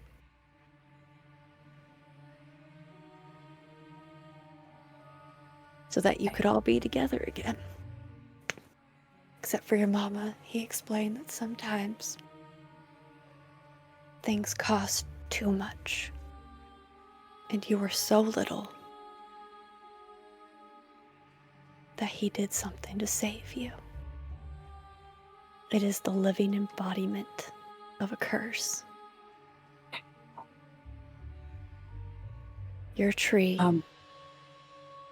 is the living embodiment of a curse.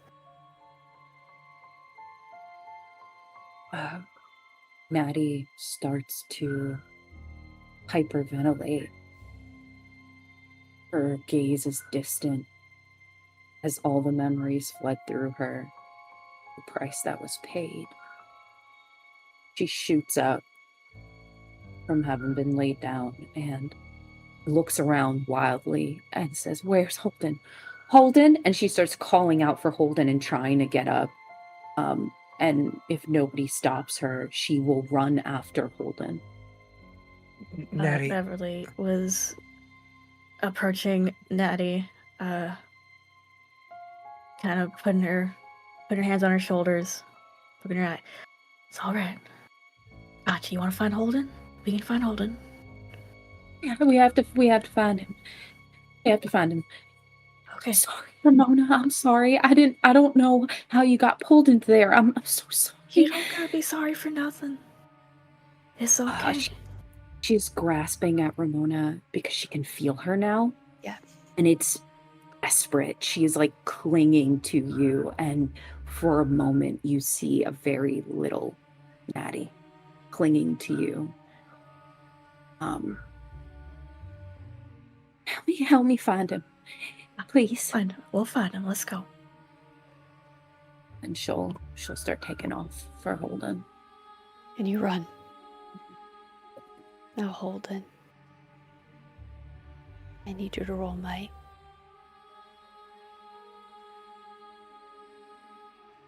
Is this a might defense or is this for attacking? Oh, it's a defense. I will go ahead and spend another 2 out of my pool to ease the difficulty a little bit. 15. Perfect. As you hack into those roots, you see them start to recede. The sap itself stays. And as the smell of it floods your nostrils, I need you to make an intellect defense. I am also trained in intellect defense. 18. You feel the fur start to rise in your skin. Your teeth starting to poke out. But you fight against it. It's not your time. You wait.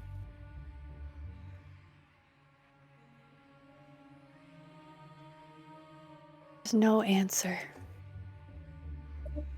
But you are crashed into by Jesse. What the hell is that, Holden? I don't know, but I'm fixing to find out. You alright? I'm fine. And you see that those roots have just receded into the ground. But there is a giant hole, almost a divot, on your grandmother's grave. It took Nanny. What? The roots. It took Nanny. I'm gonna have to go get her. Okay, I don't know what that means. Probably for the better. But you're okay, and for the first time in so many years, Holden, Jesse reaches out to touch your face. I'm fine. I'm looking a little yellow there. I'm a meaner son of a bitch than anything out in these woods. Them kids up there at that house, they're right tough sons of cusses as well. There ain't nothing much that phases Bev. I'm starting to think that ain't so true. You know she's got to deal with JT Fields. Who? Remember a story his mama used to tell about the man with the mule? That old salesman? Yeah, Jack. It was a donkey. Yeah, well. He's got some kind of deal with Bev. I traded him a wolf pal. Okay, well, that's... We'll deal with that in a little bit. You all keep an eye out on him. Natty, you're able to find. You just run back. What are the rest of the Connors doing, by the way? As you see, just Beverly and Natty just pop up out of unconsciousness. Yeah, Millie was like worried over both of them, but was immediately next to Natty, trying to make sure, considering everything else that had already been going on with her, that she was all right. So the second that she sprung up and started running, she'd be running right after her. Make sure she's not going to get herself in worse trouble. What about you, David? Just tending to my cousins the best I can. With your lack of understanding magic, or doing magic, or... I understand magic, I just don't fucking touch it. That's right! Yeah, you understand it. So there's some magic going on. You can feel it in the air. That smell of a thunderstorm. Beverly, you wake up in time to see Natty running.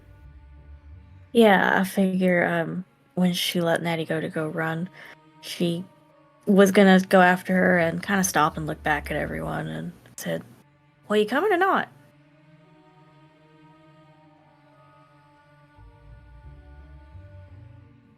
And she'll just start going. David's having another panic attack as a treat. Just fucking, I guess. It's one of those, if it's not one thing, it's another moment. Oh, Natty, as you run, you see Jesse standing with your brother Holden. He is crying as she's running. And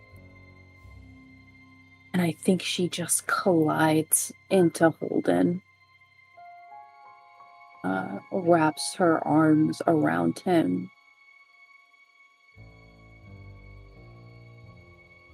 And she says, You're not my cousin.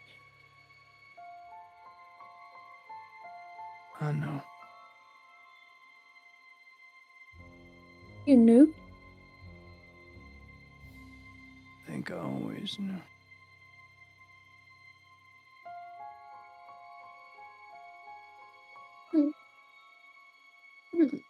Mama.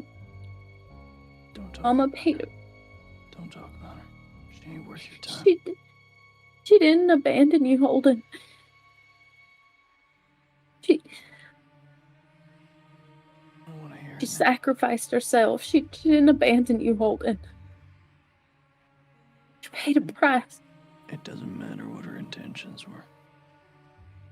What happened happened. And I'm 40 years old, and I'm tired of thinking about it.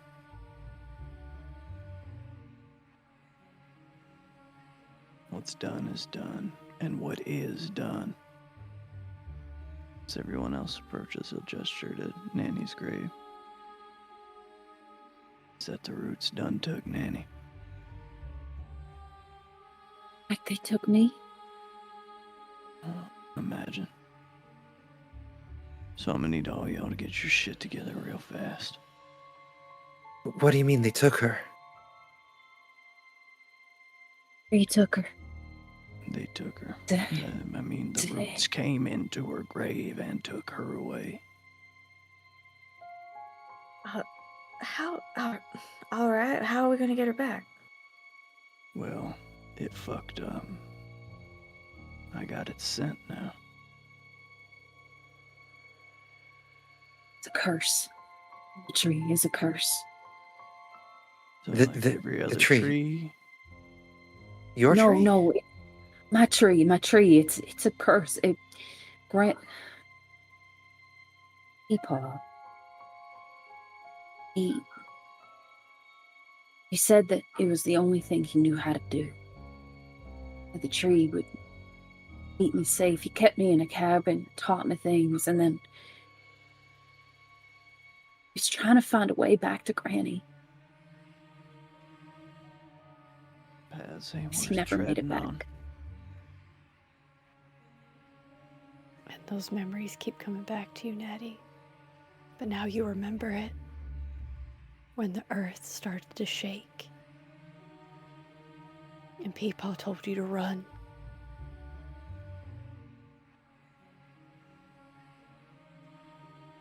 As the And memories then- come to her, she's saying it out loud to everybody here. Then you remember the shades and the shapes that used to bring you people. For a year, after everything broke,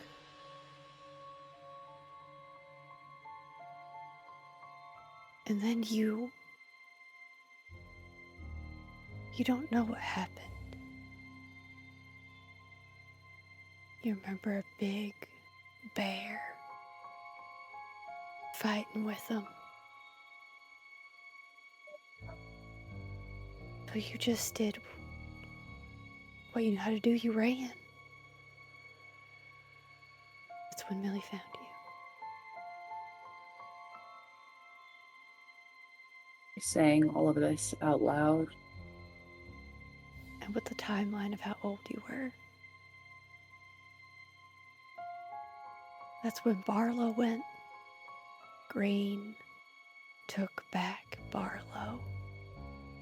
Try to go back to save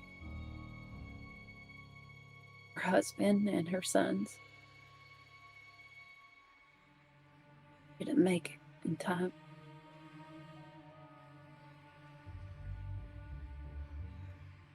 Is that why we couldn't find your tree again? When we went looking? I think so.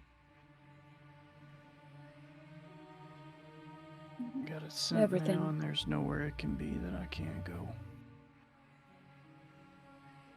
I think, given everything that's kind of happened, Millie is going to just go up to Natty and hug her, bite, and squeeze. I'll hook her back. Daxton, there's a pistol under the floorboard in Nanny's bed. Right. You ought to be armed. Do you remember how to shoot one of them, or I gotta teach you again? I remember.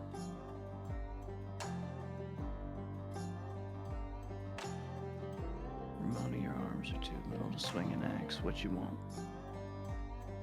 I don't know, Holden. I'm not quite trained in combat like you might be. Well, I asked. What's that smell? What's that? And you can all kind of smell it. The smell of dark earth and decay permeating the air. Almost as everything's just a shade darker all around you. I have this, and she'll pull a hairpin out, and it's sharpened into a stiletto. You kept it. Don't you? I did. Why would you have that? Because men are awful creatures. You should know that by now. I just want to make sure she had something. Your fans were getting a little too close. Yeah. That makes sense. What, you don't carry nothing, Mildred? I don't need to. I'm pretty good with my fists. Some pretty good security at the boarding house. Okay, great. Well, I'm fixing to hunt this thing down coming morning.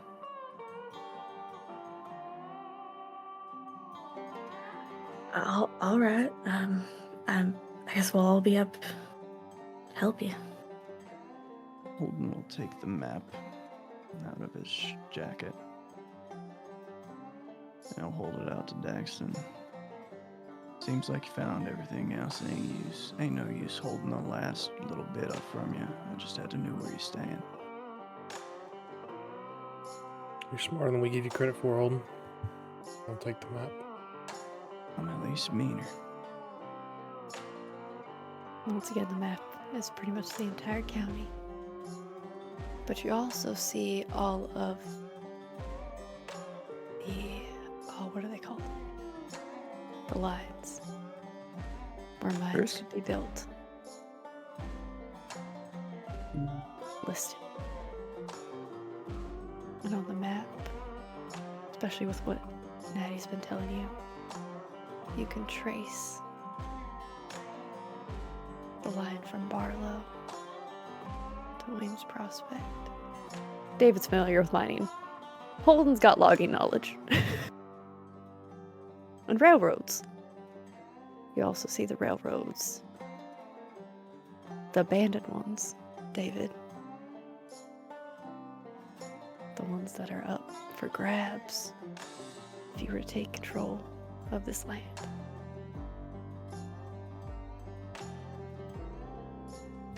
Hope you're okay with change, Holden. A lot of potential here. I hope you don't become somebody I gotta stand against. Don't be them. 'Cause I am meaner than you, Daxton Connor. I love you, but I am the meanest son of a bitch on this mountain.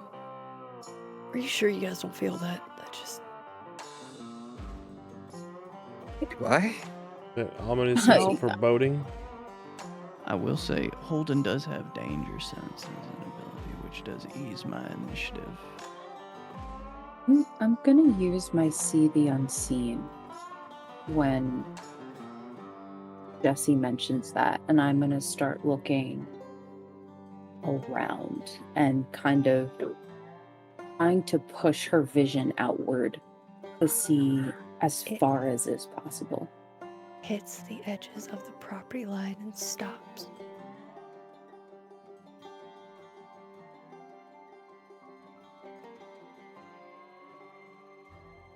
No, I don't know what that is. What is it? I don't see And for you, anything. Holden, you've been captured before. You know what it feels like to be in a cage. And you feel the hair on the back of your neck stand up. When I look at Jesse, do I see anything? You can see the same way you've seen with Holden. A deer. But it is strangled in darkness, in these black veins an ember. Like that flicker when the coal gets sparked.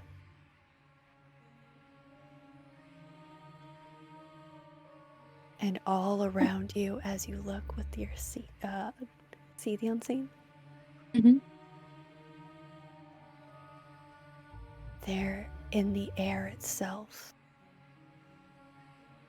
this feeling of everything being a light, with the green and with the dark. And as you start making your way towards the edge of the property, towards the front of the house, you can't see the road.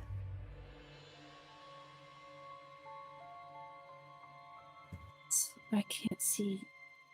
It's as though the woods stretch on for miles.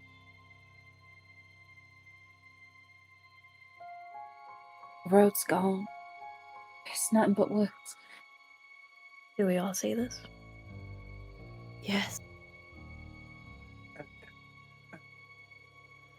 Are Say it's we? not possible. There is Wait. a chance that Jack left the door open.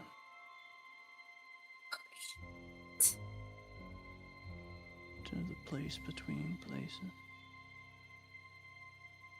This is what it's looking like. Oh, you mean we're not where we were moments before? We are. We're just in between there and somewhere else. What So do what do we we do? We stick together. You do what I say. And we all make it back. You're not Do I kids see no more. anything? Sorry, go ahead. You're not kids no more. I know you had a lucky experience, Mildred, wandering into this place and being able to wander your way back out. But that don't get to happen to folks grown. If JT wouldn't have found Tilly, she'd have been there for God knows how long, maybe forever. I saw it. I saw what happened to Tilly. Yeah.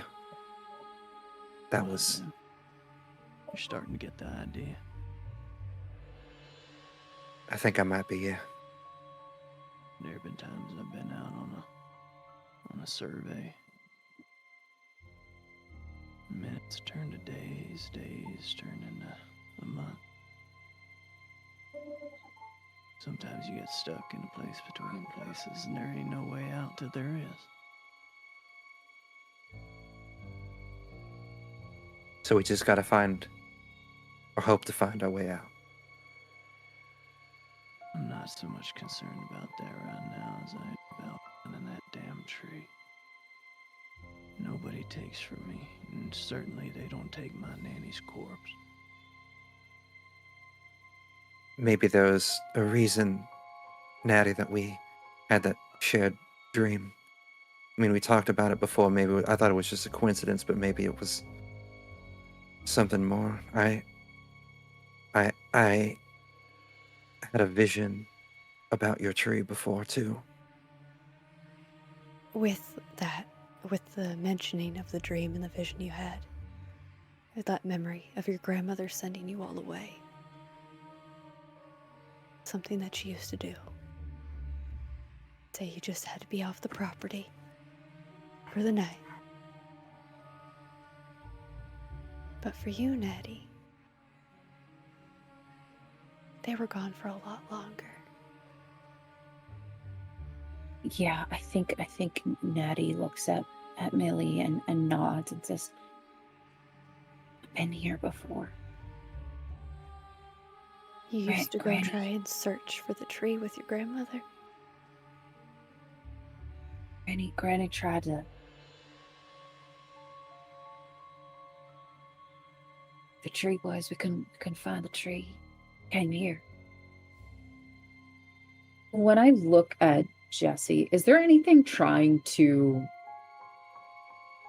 like pull or tug at him and get him to like come off the property? It actually looks like this darkness is trying to make itself as small as possible inside him, as though it's trying to hide.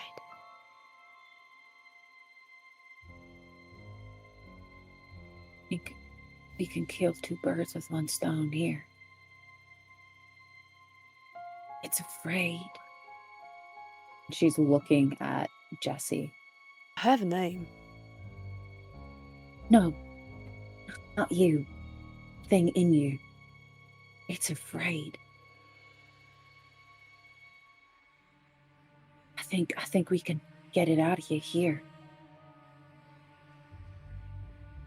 Oh, okay. Doesn't want to be noticed. I'm real uncomfortable. Can we go inside? I don't know that you'll feel much better inside, but Holden, what do you think? What are we doing? I think whatever we're doing, y'all best make a decision soon, and it better be unanimous. I have a question for those that are more experienced in the matters of this place in between. Keep saying that. I still don't know what that means. I don't either, but I'm going with the flow at this point. Do these landscapes change, or do they have the sense of staying familiar? Well, it'd be mighty easy to walk right out of them if they stayed the same now, wouldn't it? Okay. Come on, Mildred, think. I was just thinking that I remember vividly now the steps that I took to get to the tree before. We couldn't find it before, but if we take those steps now, maybe with the thought of the tree in our heads, as we did that, remembering the dream that we had, maybe it'll take us back. I don't know. Might be worth a try, but I don't know. Tree is a curse. It's the manifestation of everything bad that's ever happened to this family. So we cut it down and fucking burn it. It sounds like it's a source of a lot of problems. We should see if we can figure out about it. This place, it's like when you fold a cloth in half. Got the world we live in, something else, spirit. This place is in between those two spaces. Something out of a storybook, a really dark storybook. You still rather be reading?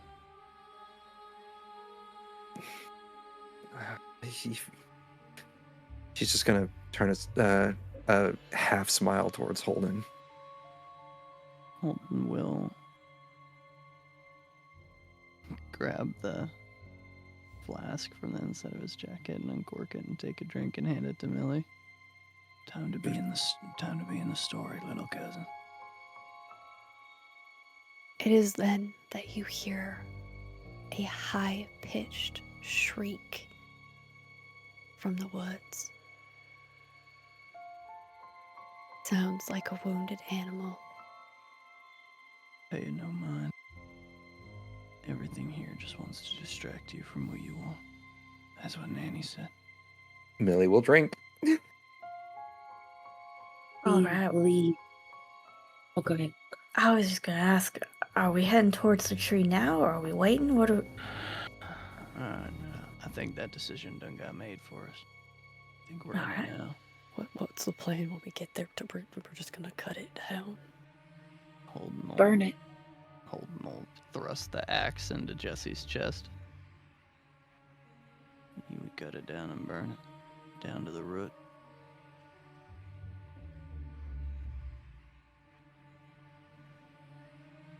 Okay. We cut it down and burn it. In the woods. Way to the root. All the way to the road. Think there's any If it- better idea? If and when we go together. We stay close to each other. We don't separate, because that's the moment that things will change.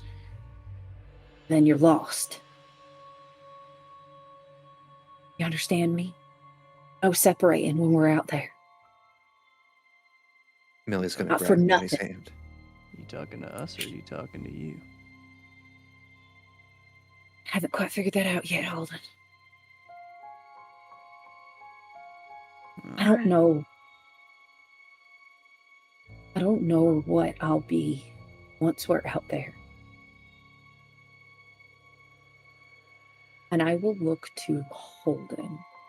And I tried to get Daxton to make a similar promise. And I say to Holden, don't let me hurt any of you. Please.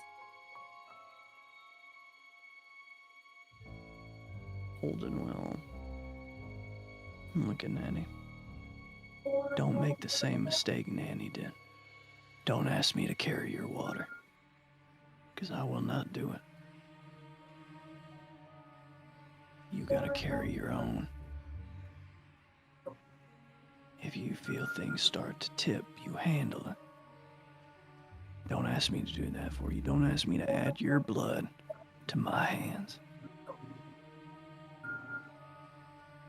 That's not fair, and it's not right. So then you take the others and run. And you leave me. And I don't want to hear no back talk from no one. I know what you didn't say. You handle it. I will. You will get the others and yourself away. You will, Holden. That is what I will ask of you. I will ask you to run. I don't care what I say, what you hear. Run.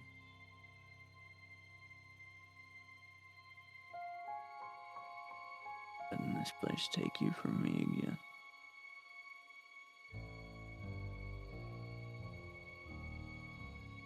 You deal with it. Now it's as you were all talking that feeling starts to go away. We gotta make a move. It's time to go. Starts to lighten. Let's go. She will step over the property line.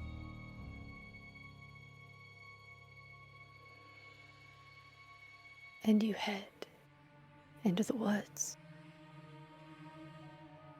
Try to get home. And that is where we'll end this session of Our Family Tithes. Thank you all so much for being here, and we'll see you next time.